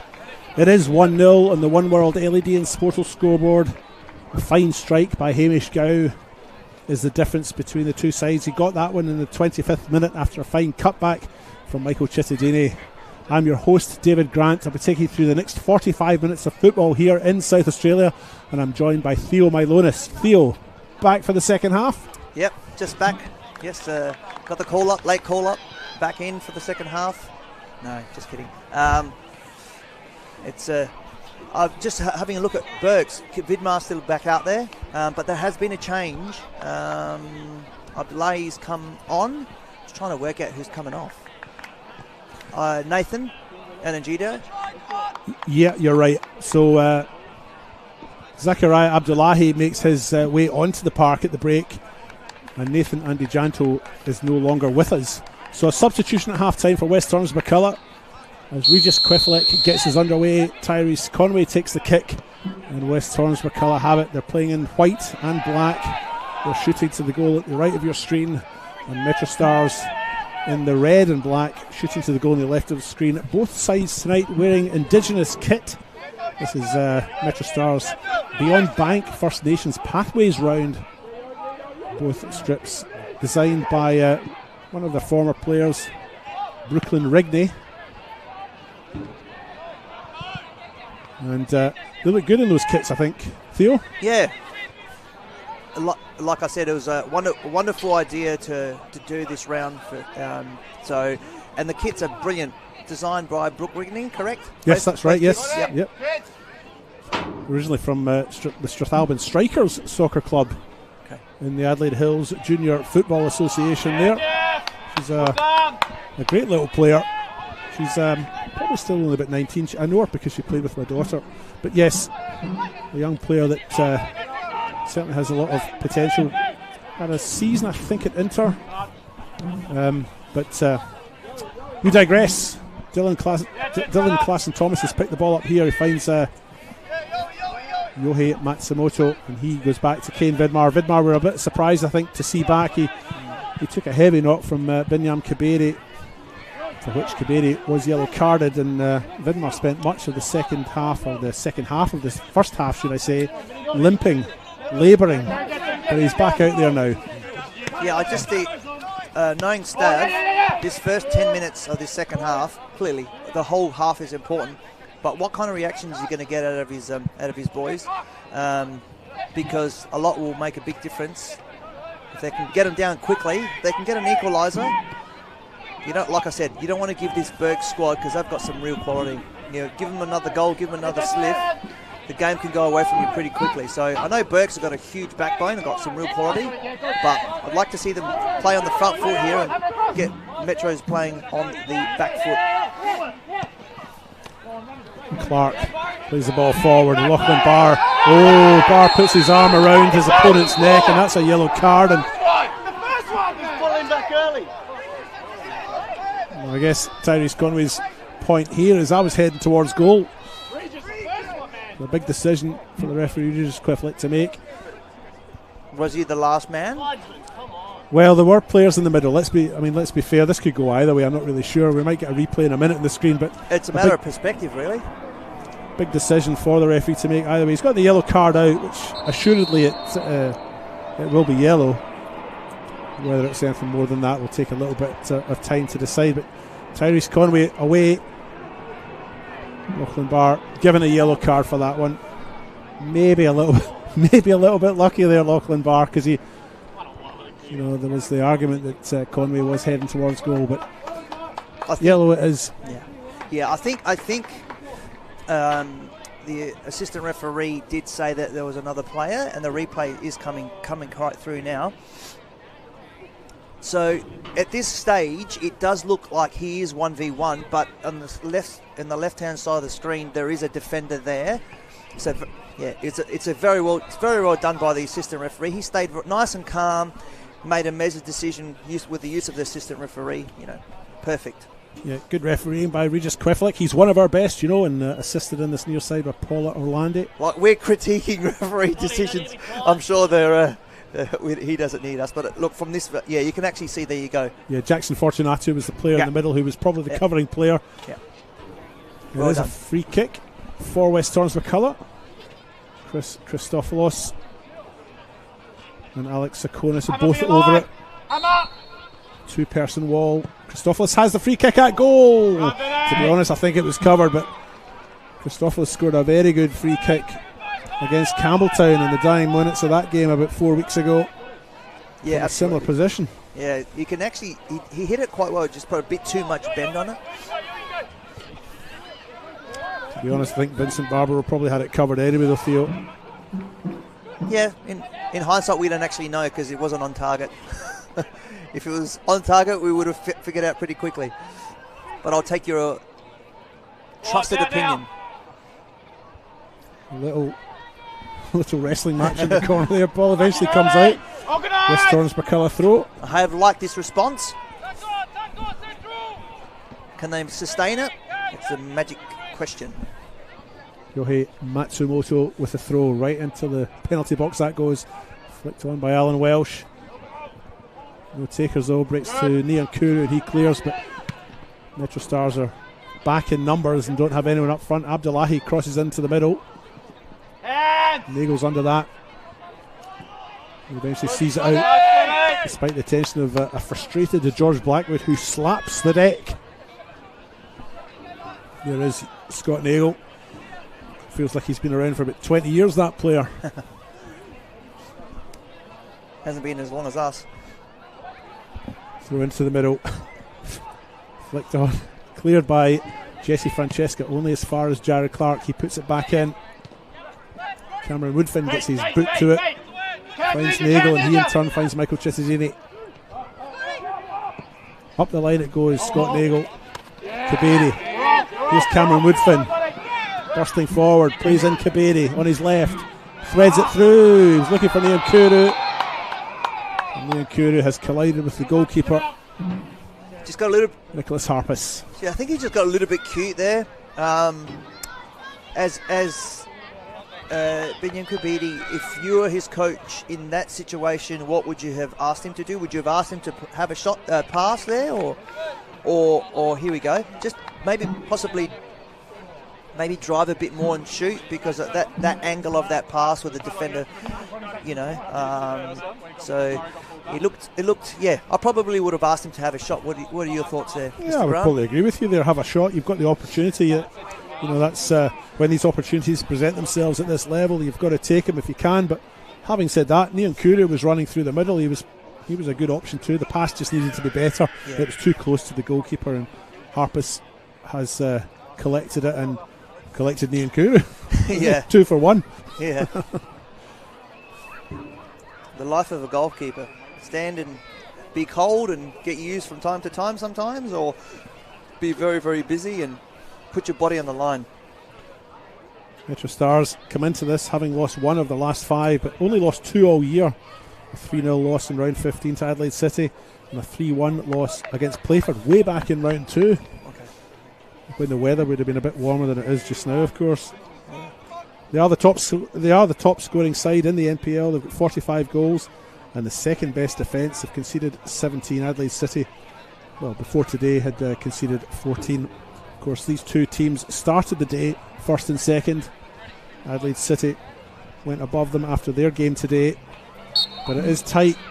1 point separates these two and Adelaide City at the summit of the RA NPL. As Gow cuts inside, turns very quick, doesn't he? Now it's Samuel Vizzi on the far side for MetroStars, finds Niankuru. Niankuru does a little dance to try and deceive Christophilus. MetroStars switch the play. Scott Nagel now. Cittadini crosses with his right. It's met by Clark and headed clear. Cittadini now finds Gow. This is very typical Metro, high quality passing, stay patient, choosing and finding the right pass when required. Ruthven tries to find Kaberi with a little flick. He doesn't. And in the end, the assistant on the far side, Ellie Seaton, determines that last play involved a player in an offside position, so West Torrens Birkalla have it.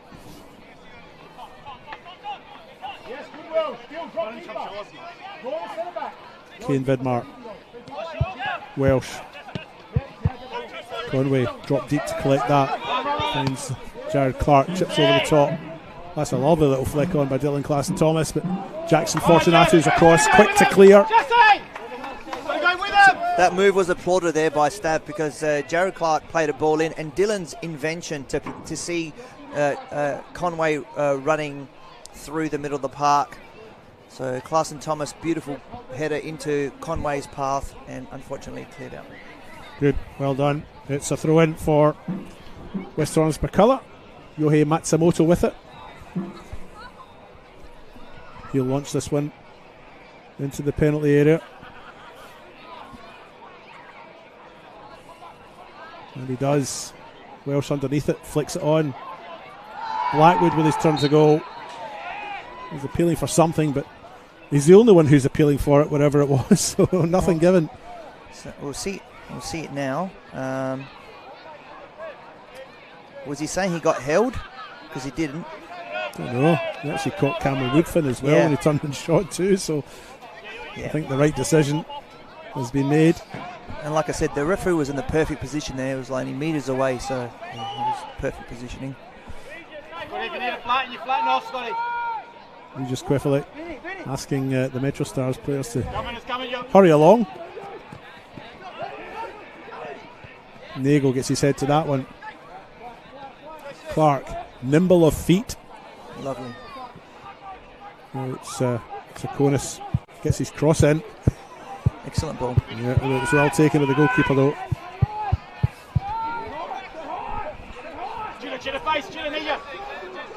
Scott Nagel moves it along the deck. Michael Cittadini looking sharp with that haircut, isn't he, Theo? His ball is going to be met by Harpus, who clears with Donati and Niankuru lurking. Nothing like a good fresh cut to make you run faster. That's it, streamline. Speaking of streamline, here's Abdullahi, wins the corner on the far side from Samuel Vizzi. Every time I see Abdullahi play, I remember Mark Talbot's words. I said, "What's he like? I've never seen him play." He goes, "Lightning quick." He is there on screen. One of the fastest players. We were talking about the tallest players before. He's probably one of the shortest, but he's the quickest. Surely, he and Nian Kuru would be quick. Both of them on the park. Both of the quickest players at this level, I would say. Corner comes in, 6-yard box, met by Lachlan Barr. Binyam Kaberi misses the header. Francesca chips it over the top. Kaberi now is tracked by Klassen Thomas. They both got each other's shirts. I don't know what way that free kick will go. Yeah, they had each other's tops, but I think Dylan Klassen Thomas was slightly putting it a little bit too hard. I think Binyam Kaberi even had Klassen Thomas's shorts at one stage in that tussle. You wouldn't want to lose them in a cold night.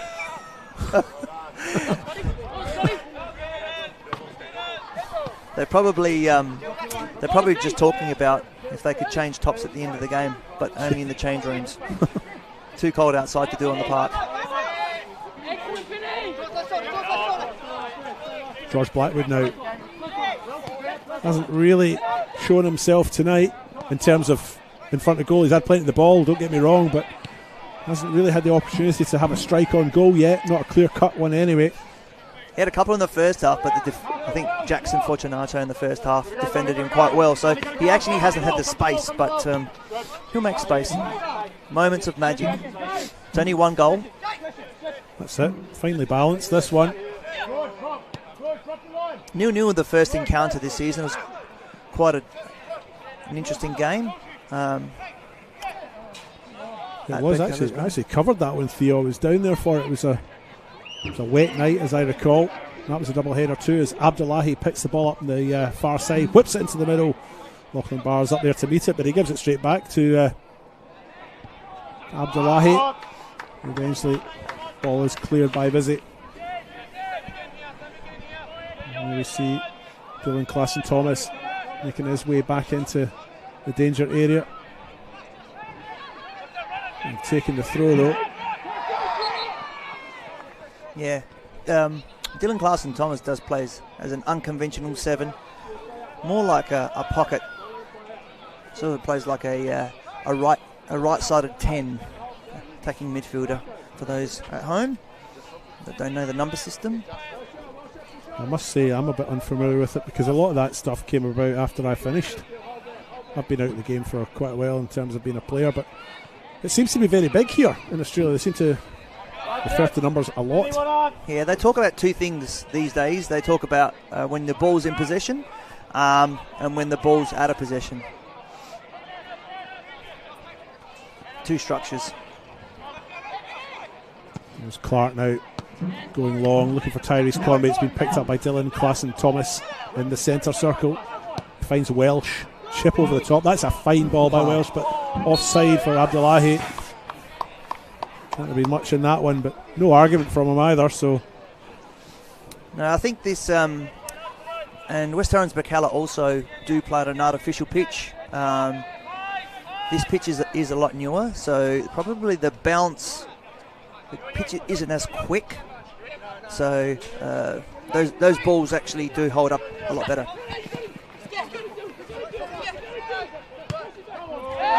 It's a short pass there, but Fortunato's onto it. Blackwood, Welsh, two giants in the middle of the park there. Blackwood brings it down nicely, the former Adelaide United player. Now he's forced back by Hamish Gout. Tries to find Klassen Thomas. Scott Nagels onto him. Klassen Thomas does well to keep it in. Goes back to Jared Clark. Conway. Clark again. Kaberi's onto him quickly, but MetroStars win it back. And in transition, they try to win it back quickly again, and they do. They're successful in that endeavour. And eventually, Hamish Gout goes all the way back to Vincent Barbaro.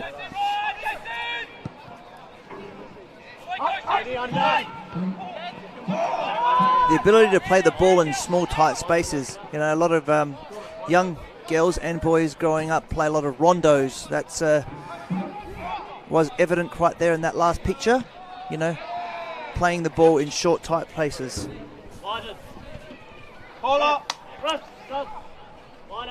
Zakaria Abdullahi again on screen. He's been doing very well since he came on at the break, replacing Nathan Andijanto.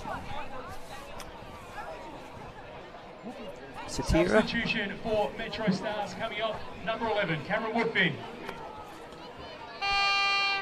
Coming on, number 8, Christian Satira. Christian Satira comes on as a substitute in the 63rd minute there for the American Cameron Woodfin, whose 4th of July celebrations, well, they end a wee bit prematurely for him. I'm sure he's happy enough though. I call it the pre-assist. The pre-assist. Michael Cittadini did the assist, and he did the assist to Cittadini, the initial pass. Satira on, Woodfin off. And Satira gets a nice early touch, actually. Finds Gow, and it's tight space there, and they do well in the little triangles, and then they clear the lines through Jackson Fortunato. Welsh, Blackwood, Conway. Conway's final ball intercepted though by Francesca for MetroStars.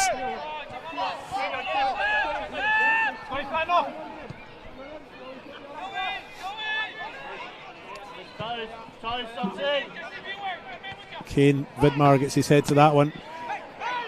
Wins it strongly from Binyam Kabedi. That's a nice little chip up here, near side. Matsumoto. I know Stav's brain will be going in overdrive here.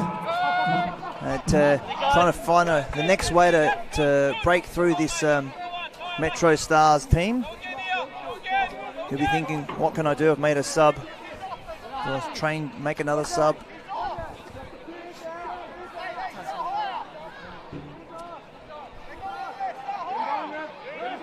A little bit of confusion here, I think, over what decision's been made, but in the end, I think it's a goal kick.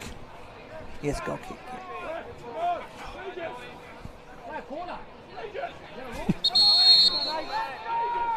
And again, we just Greffelik having to tell MetroStars to get to move on. I'm right behind Regis with that one. It's a chilly night. Not for standing around here much longer than we have to, but MetroStars just trying to wind the clock down a little bit. Every time the ball goes out, they're a wee bit sluggish in returning it. Yeah, just right then when Lachlan Bart tried to clear that ball, he landed quite oddly on his left foot. So just watch that. Throw into the box.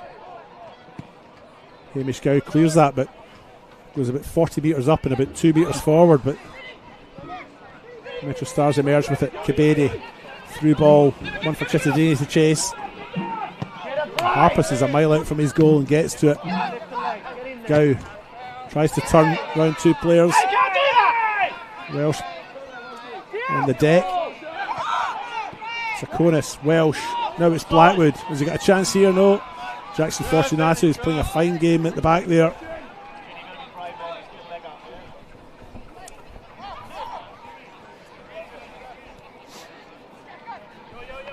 Jackson Fortunato now. Lachlan Barr. Gow. Barbaro, the goalkeeper, receives it again. Trying to maybe tease West Torrens Birkalla out so they can create the spaces in midfield and find them with a chip or a long ball. Maybe this is it now. Nero certainly thought about it as he glanced up, but ended up playing it to Cittadini in the deck. Gow now picks it up. Binyam Kabedi. Offside though. I don't think it was Binyam Kabedi. I think it was maybe Gow for the earlier ball. The assistant in the far side, Ellie Seaton, has her flag up early anyway. That was an excellent move by MetroStars, playing out from the back. They stayed composed, they stayed calm, worked the ball out. Just the final ball was lacking, or it was played a fraction too late for Binyam Kabedi to run onto. But well done there by MetroStars, playing out from the back. Here's Christian Satira. Can't find Nyankuru. Vidmar can find George Blackwood into the penalty box. Blackwood hits it well. It's a good stop though by the goalkeeper Vincent Barbaro. And eventually the ball lands in the tents of the sponsors on that far side. Blackwood, as you can see there, created a little bit of space with that turn from Vizzy. Got his shot in, but a good stop there. Yeah. By Barbaro in goal. Getting down well, forcing the goalkeeper to make a save. I think Lachlan Bars. West Torrens Birkalla preparing 2 more substitutions. Yohei Matsumoto comes off, Tyrese Conway comes off, and on comes Jonathan Dorigo and Amir Ibrahim. Dorigo, scorer of a goal last week in their 4-1 win at home versus Sturt. Yeah. Dorigo can score goals, has done so for a while. I had him in my state team. Likes to score goals, likes to get on the ball. And Ibrahim coming from Westies last year, West Adelaide, playing as a number 2, as a right fullback.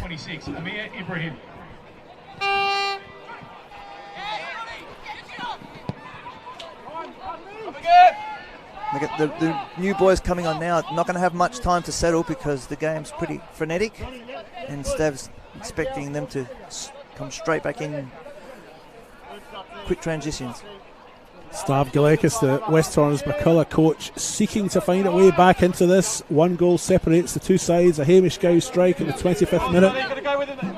After a fine piece of work on the left-hand side by Michael Chisadini, which cut the ball back to Gow. And that's the difference between the two sides.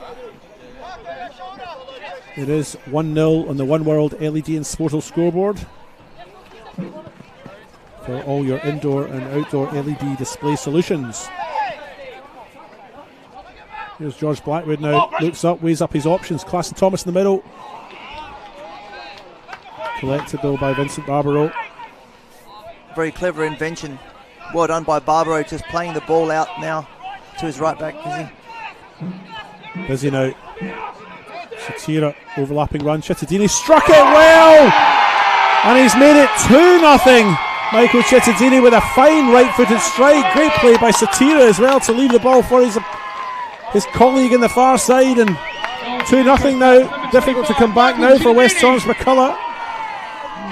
It's only 2 goals, but look, that move started by Vincent Barbaro. That ball out at speed, if you watch his whole transition moment, it got played into Vizzy then to Satira. Satira played a great ball, and then Michael Chittadini playing that ball, shooting that ball, sorry, not playing that ball.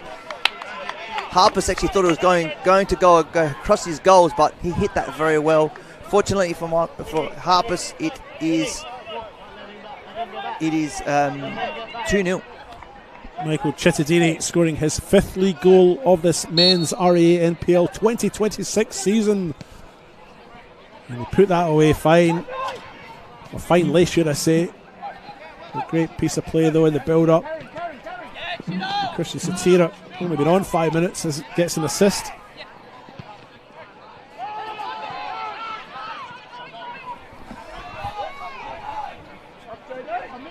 Here's Chris Christopoulos now. And if West Torrens Birkalla, they've got 20 minutes to get back into this. It is plenty of time, and 2-0 of course is one of those leads that you can't depend on, but this is a very good MetroStars side and a very fine performing backline, even in the absence of the likes of Noah McNamara. Shots by Jesse Francesca. Can you see West Torrens Birkalla getting back into this? I mean, they need a goal soon if they're going to, right? Well, you can't get back into it without goals, so yeah, they do need to do something. They started off quite brightly, but this MetroStars is a quality squad. Talk about the players that are out, but talk about the players that are on the bench looking to come in as well. Playing at home, big round. Yeah, something needs to change. Adam Van Dommel's got them well organised at the back, hasn't he? As I mentioned earlier on, only Adelaide City have conceded fewer goals this season. MetroStars second fewest. Yeah. MetroStars conceded 17. Adelaide City, which is 14 at the start of the day, and It's a very solid backline, even though they're missing some regulars. Auckland Bar just coming back into this. Some might argue that he's not quite got match fitness up yet. Noah McNamara missing. Broken collarbone. So they've played 16 games up to this moment. This is game 17? Yes, round 17, yes. You threw me there for a minute. I was keeping you on your toes. So that struggled to count after I get to 10. They have conceded 17 goals so far. So 17 goals, 1 goal per game. You take that. It's a really good defence.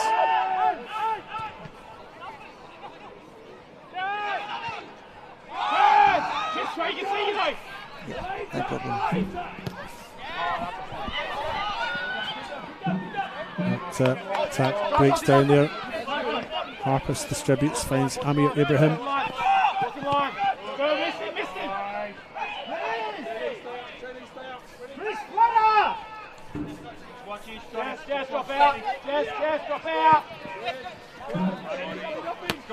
Nagel wins that one strongly. Finds Michael Chittadini. Not only are they winning the scoreline, but they're just winning those 50-50 balls as well. Scott Nagel intercepted that very, very well. Anticipation to the max. Vidmar finds Welsh.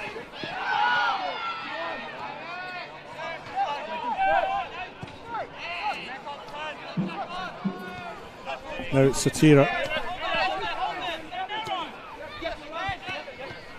Francesca. Back to Nagel. DeRigo gets the first touch that I can recall anyway. And it's good because it finds George Blackwood. Blackwood now marauding forward. Abdullah. He thought about the shot, but it's well blocked again. Look at that. MetroStars are all back in numbers there, Theo. Yeah, he was looking to play that Blackwood run, but Chris Christopoulos made a brilliant run around the outside. Made all that space. Probably would have liked it, given it to him, because he could have had a shot at goals or got the ball across, but that's hindsight. Sitting from 50 metres away. Harpus now to Clark.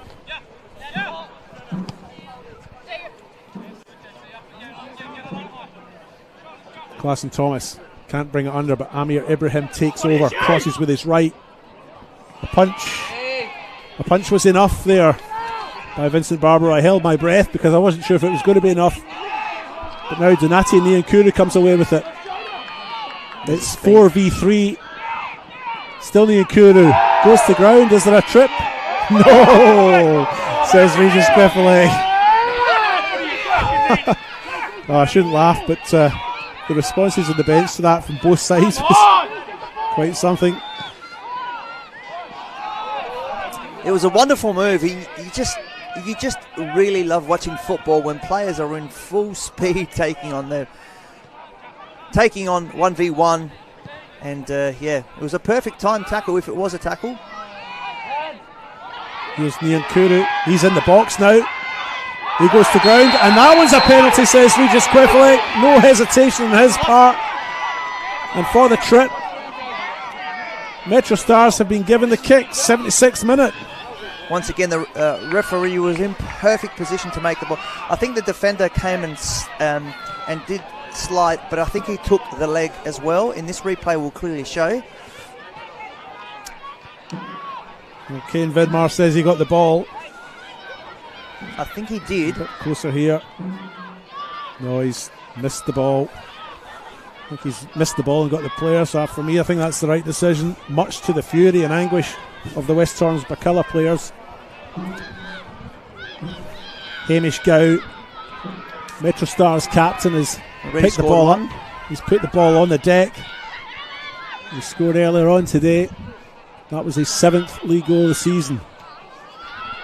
Seeking to add to it now. There's a little bit of a pause while Regis Queffele has a quiet word with some of the players who are giving Donati and Niankuru a hard time.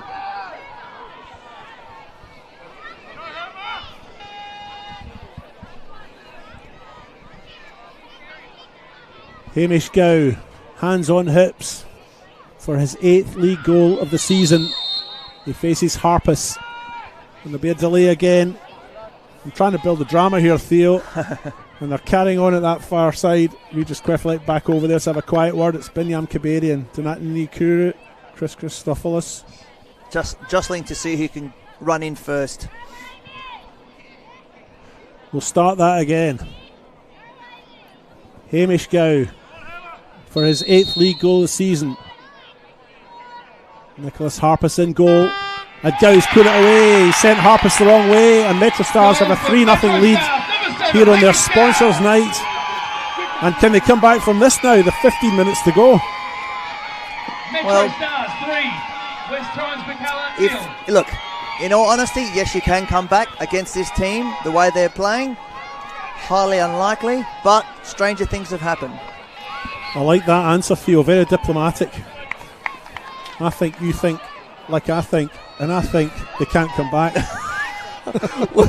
well, you know, you don't actually know. What happens now, in hindsight, if Burks go score a goal? Then it's 3-1, you know, and then the mindset changes because then Metros think, oh, if they score another goal, it's 3-2. But they'll have to score a goal first very, very soon. For me, MetroStars have just been very good at the back, you know, and if you're thinking about who's been a good player tonight and who's done well, you know, MetroStars have been very accomplished at the back. Yeah, I'll put my coach's hat on, and you defend from the front. So I think they've defended very well as a team. Rest defence, team defence has been spot on. It does help when you have a coach that played high level for Adelaide United. And there are quality players on the park. Kaberi has the ball but concedes the free.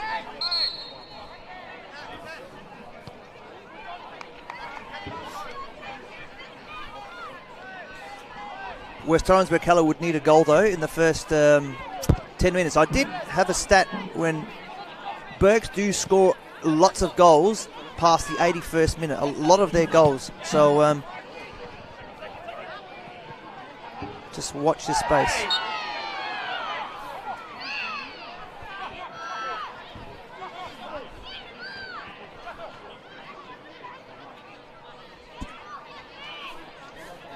Yeah, Jonathan was a bit, it was to the back of Hamish, not to the side.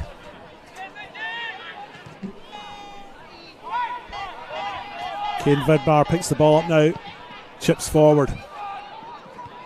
Met by Jackson Fortunato.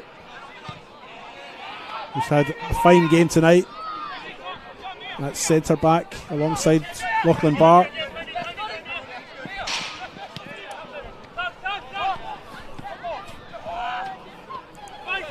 Classen Thomas now. Plays it along the deck. Blackwood, almost a nice take. But you can see from the body language there, they look a little bit deflated, West Torrens Birkalla. I think that third goal has, well, taken the wind out of their sails somewhat. I was going to use that quote, but you stole it. Yeah, just that ball was, the invention was there, but it was like 30 centimetres off, you know. When your tails are up, when everything is working, that 30 centimetres works, but it's just a fraction off. And that's all it takes in this game. High quality team, you can't give them a sniff of any opportunity. And if the opportunity comes, you've got to take it. Christian Satira wins that ball. Harpus comes out. It's an unconvincing clearance, but he'll have a second chance at it, and he puts it into the sponsors' tent. You know what? That's the best control someone could do. Try to kick it out and actually keep the ball at your feet. Some more subs.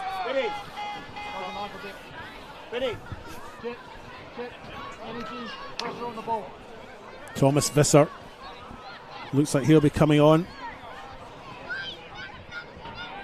Binyam Kaberi looks like he's trudging off, and we just Quiffelik jogs over and says, "Come on, mate, get a move on." That is happening off camera, but Kaberi is making his way off. There he is there, Binyam Kaberi. Had a good game tonight, wouldn't you say, Theo? Yeah, he's played very well. Led the line very, very well, being a target man, made some good runs behind. been a target when required. Good feet, likes to tussle. Yeah, done a job, very good job. They've got two very good number centre forwards at this club, possibly three. Michael Cittadini as well. Thomas Visser on. Oddly enough, Visser's only got one league goal this campaign. Okay. Just seems to have scored more. Yeah. Number 17, Thomas Visser. Play on the left wing. Does provide lots of options. A little delay while we get back underway. I think there's a Lots of problem with speed. the microphone there, maybe for Regis Quiflick. Okay. Just while we wait for this throw in to take place. He's been... See, the assistant referee doesn't just assist in the rules of the game, they also assist physically. So Ellie Seaton on the far side has adjusted Regis Quiflick's equipment, and we're back underway. Assistant. They know. That's it. They assist each other. That's it. Michael Cittadini on screen there. He's had a good game too, hasn't he? He scored one of the 3 goals tonight. A fine strike for him back in the 70th minute. That took it to 2-0. And then Hamish Gow's penalty in the 78th minute has made it 3-0, and into the box they come again. Eventually cleared by Ibrahim.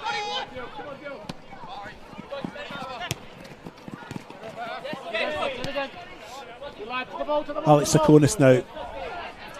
He's looking to that far side to try and play in Abdullahi, but the crossfield ball was short. MetroStars have it. I would normally wait 2 minutes and then I could do a fat Greek man singing, meaning that the game is over, but I'm not going to. Here's Satira racing through a goal. What a strike. Good stop by Harpus. It wasn't really too far away from him, to be honest, but he still had to be sure. I mean, Harpus has, in a losing team, has played very, very well. There are a number of candidates here for player of the match, so it'll be quite interesting to see how it goes.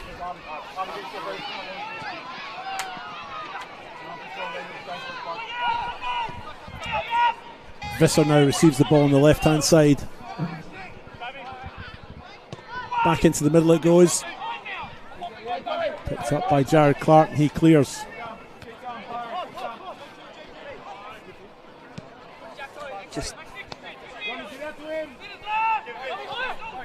Just the class on the ball, Hamish Gow. Scott Nagel now.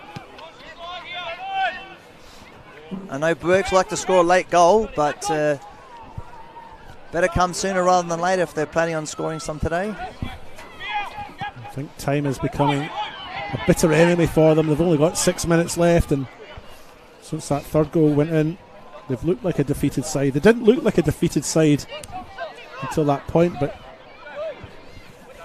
they're struggling now, I'd say.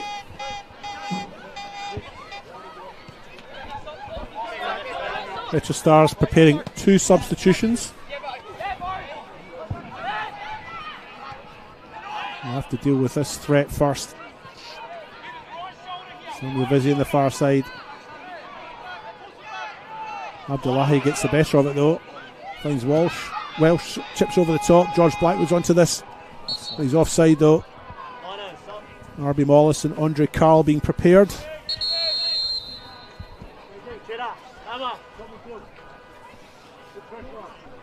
Captain Hamish Gow and Michael Cittadini coming off.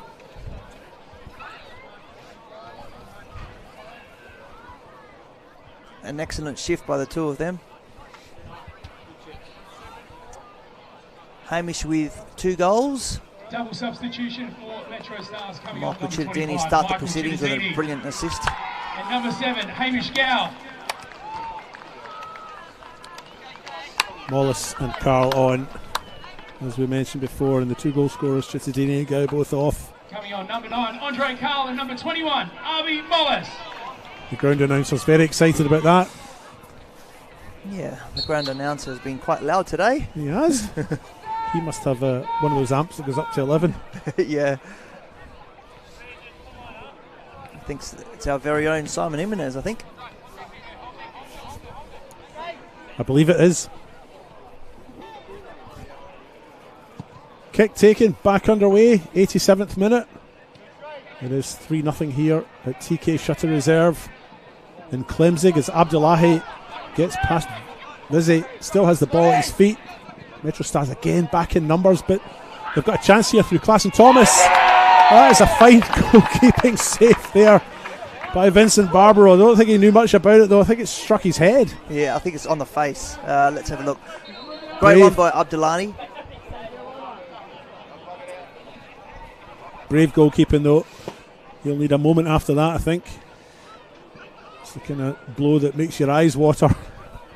Well, bodies on the line. That includes your face as well.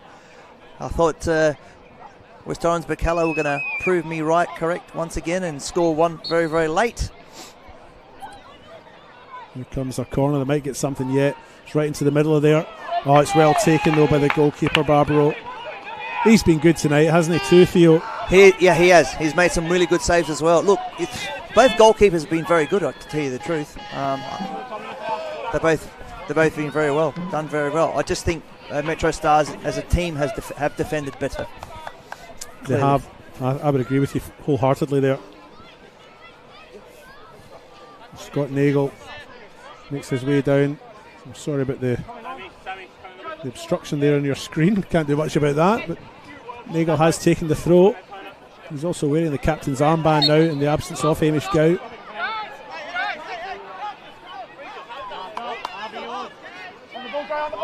This result, of course, will put MetroStars back to the top of the ladder. Harpus gets us underway. Klassen Thomas. It's a nice little reverse pass there by Klassen Thomas, but Francesca clears the lines. Here's Abdullahi though for West Orange Birkalla. Just seem to be red shirts everywhere, no way through, and a free kick conceded. Yeah, once again, Chris Christopoulos made an excellent run. Abdullahi just actually couldn't get that ball under his feet to control it well and actually play it back out to him. But yeah, once this team defence has been absolutely spot on. Just thinking about it, it felt like a finals game today. It's been quite intense. Been a really good crowd today, so must make mention of all the people that have come out today to support local football. Get out and support your local football because high quality games in this state. And if you can't, watch it live RB Mollis on YouTube. RB Mollis goes to ground there, but West Orange Birkalla clear the lines. They have the throw in on that far side. As I mentioned before, the win tonight for MetroStars will take them up to 37 points. It'll take them 2 points clear of Adelaide City and 35 points, and 2 points clear of West Orange Birkalla, who will drop to third, assuming they don't get a miracle result here in the last 2 minutes or 3 minutes of play. FK Beograd with a tight win tonight. Today they only won 1-0, but they're up to 30 points, so they sit fourth. Croydon in fifth. As Satira makes his way into the penalty box here. As he's shot in, comes to the back post. Thomas Visser has it. Visser forced back out though. And just back to that top six. Croydon would be fifth. Playford will be sixth. Cross into the middle. It's a good block again by Harpus. Blackwood. Fortunato is there. Abdullahi now on the far side. Comes back inside, crossfield ball. Amir Ibrahim is the recipient. Faces Visser, goes back inside. Klassen Thomas. Blackwood gets his shot in. They've literally put their bodies on the line, the last line of defence. Done extremely well. West Orange Birkalla's next game is at home, and they're playing on the 17th of July against Para Hills Knights. Of course, next week is Cup Finals weekend. No league games next weekend, so we get a break from the league. As Clark goes down the line. Barr will get to this. Goes back to his goalkeeper. Despite Dorigo's attention. Visser kills the ball dead. Takes a step back inside to deceive Ibrahim. Another nice piece of play. Christian Satir now. Scott Nagel, the 90 minutes are up. We're 2 minutes into additional time here. Yeah, I've had a couple of minor stops. 2 goals in the second half as well. And MetroStars' next game is against Playford City away. 18th of July. Ian Kuru dances his way through the box there. Satira makes the space wonderfully, gets the shot in, but he's pushed it wide. Player of the match tonight will be presented with the Travis Dodd Medal. Travis has a long and proud association with MetroStars as both a player and a coach, and the former Adelaide United captain and Socceroo joined MetroStars as a player in 2016 before transitioning into coaching the following year. In 2020, he rejoined MetroStars as an assistant coach to MetroStars legend Robbie Saracino. That player of the match will be announced after the game, of course.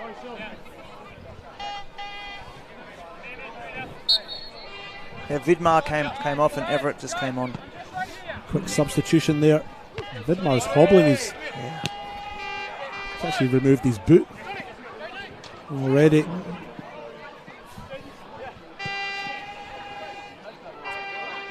Larson Thomas with a shot, and that possibly sums up their night. West Torrens McCullough, lots of effort, but final delivery lacking. Yeah, they have created initially in the first half. They did create a couple of opportunities, but it's just that final. It's that art of scoring. Sometimes it happens and sometimes it doesn't. But they came up against a really strong MetroStars today, playing at home. Finals-like atmosphere, good crowd. And they've delivered MetroStars. West Torrens Birkalla, well, they can focus on what happens next. Brody Everett, as you mentioned, gets his first touch. Looks like West Torrens McCullough have just dropped to 3 at the back with Vidmar gone. So it's not a straight swap. Vidmar's off now. He's hobbling along the side, but they've got 3 at the back now. And Everett's gone into an attacking role, so certainly not a straight swap. I think Jared Clark is playing at the back by himself. Scott Nagel finds Visser. Ibrahim's over quick to beat him. Although they have lost today, West Torrens Birkalla should not be disheartened because they've had a really good season up to now. I know they'll bounce back. They'll review it, analyse it, and then move on. Take one game at a time. Harvey Mollis now. Thomas Visser back into the middle. Mollis can't quite get the shot in. We still have it though. Mollis now comes back to Scott Nagel. Nagel into the middle. It's well read by Dorigo, but he can't keep possession. Visser. Jesse Francesca goes to the ground. Eventually it comes off Scott Nagel. Throw in for West Torrens McCullough. Dorigo goes down the line. He's looking for Everett.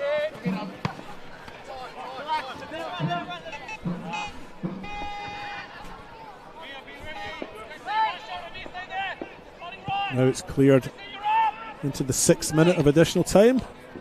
How much time do you think in total, Mr. Grant? I'm surprised we've gone as far as this, if I'm honest. I thought maybe 5 minutes.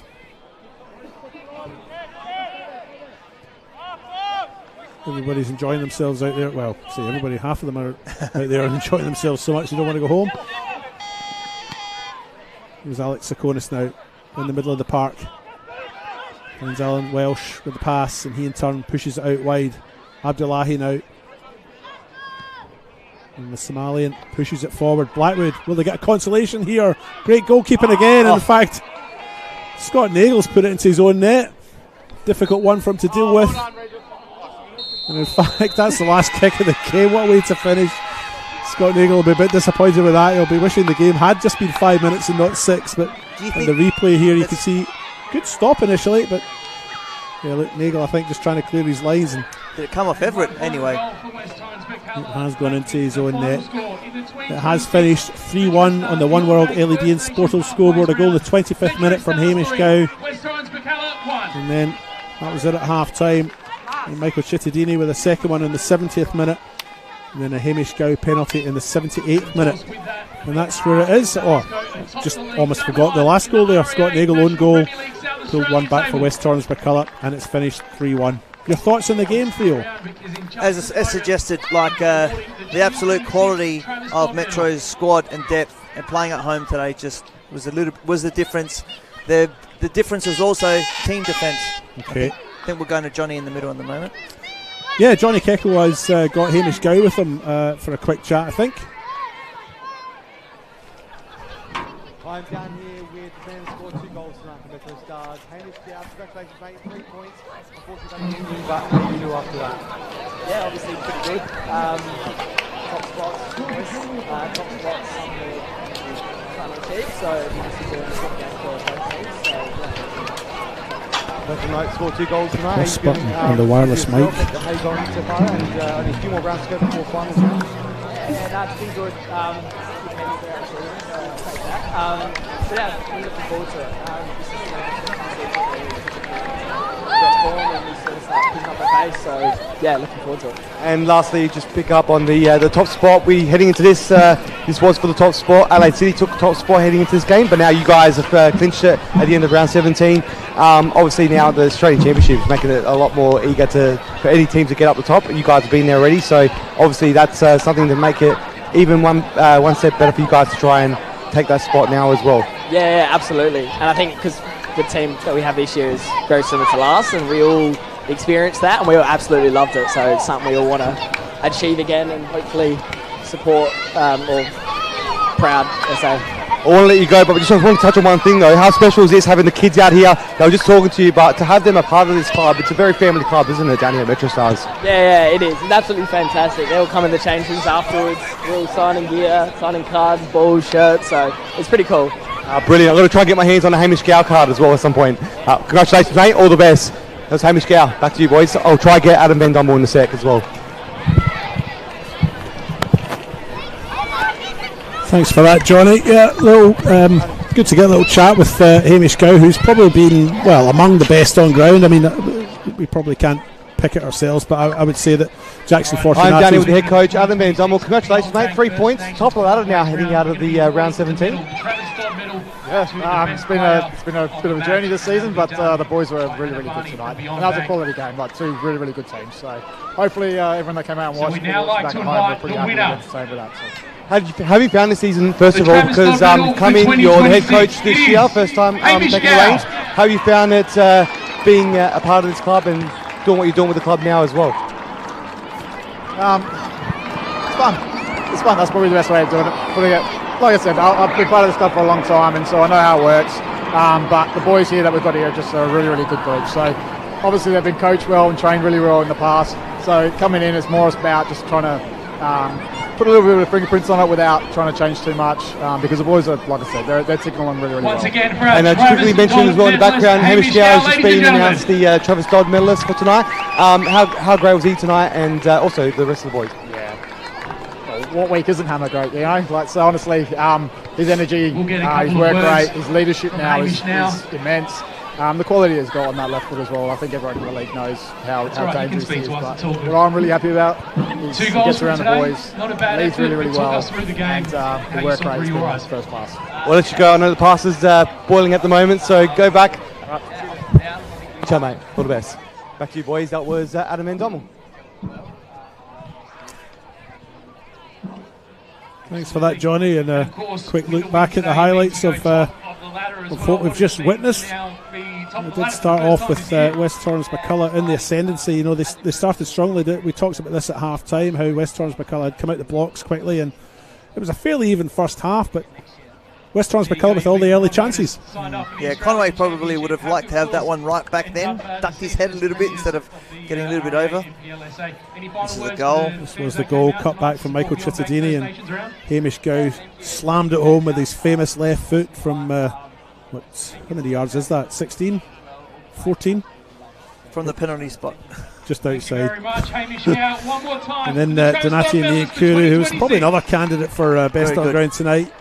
Really a threat all through the game. Had a chance there where he hit the side netting. This was a Binyam Kaberi effort that he maybe should have done a little bit better with, but he's struck it, fairly centrally, and it's been an easy enough stop for Nicholas Harpus to make. Yeah. Team defence, I think, won Metros today, but must also mention that both goalkeepers are very good today. One kept the clean sheet, although Harpus didn't. He actually played very, very well. Indeed, MetroStars. Here's their goal in that second half. Come out the blocks firing. Michael Cittadini scoring the 70th minute. It was a lovely ball from Satira to set him up after that run down the right hand side. And Satira's strike, just accurate, isn't it? He didn't go for power, just went for accuracy, and he's just placed it inside that post there. Actually, interestingly enough, just a little sidestep by Harpus at the last minute, maybe put him off foot. And the penalty. Yeah, no doubt in the referee's mind that was a penalty, and I think we've had the benefit of the replay. I think we just quickly got that right.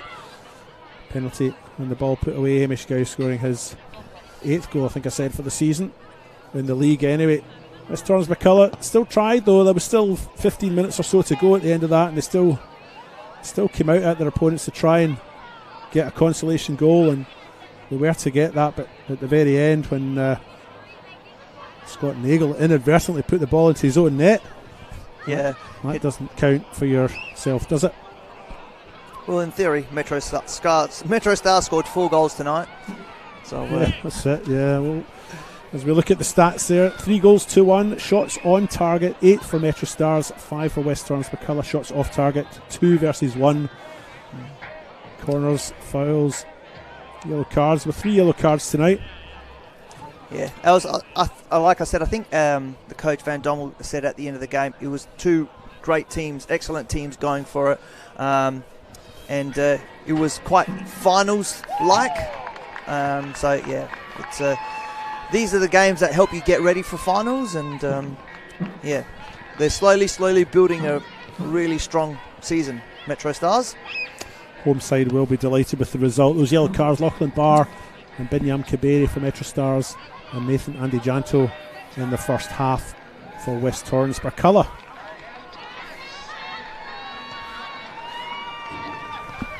It's been a beautiful night tonight, celebrating First Nations Pathway Round here at MetroStars. Big cup finals coming up next week. There are indeed. Can I tell you a little bit about it, Theo? I'd love you to. Football fans, Saturday the 11th of July is set to be a massive day at Service FM Stadium, with the 2026 Cup Finals taking centre stage. From 9:30am right through to the final game at 4pm, it'll be a full day of Cup Finals football featuring the Community Women, Under-18 men, Reserves men and women, with the Apex Steel WNPL and WSL final, and of course the Federation Cup final itself. With silverware on the line across the day, it's the perfect chance to get down, support local football and enjoy some of the biggest matches on the South Australian football calendar. Fans can grab tickets now via the Football South Australia website. That's FootballSA, footballsouthaustralia.com. Yeah, you can look it up. Google it. Yes. Anyway, I think that concludes our night. I think you and I should probably get packed up and get out of the cold. Yes. We'll just summarise it all. It has finished 3-0 here in the RA NPL South Australia game between MetroStars and West Torrens Birkalla, a result that sees MetroStars go back on top of the ladder. A goal in the 25th minute from Hamish Gow, a goal in the 70th minute from Michael Cittadini, and a penalty by Gow in the 78th minute. And that's how it's finished here at TK Shutter Reserve. We'll head off then, Theo. Absolutely. Thank you very much, and hope you've enjoyed watching the game.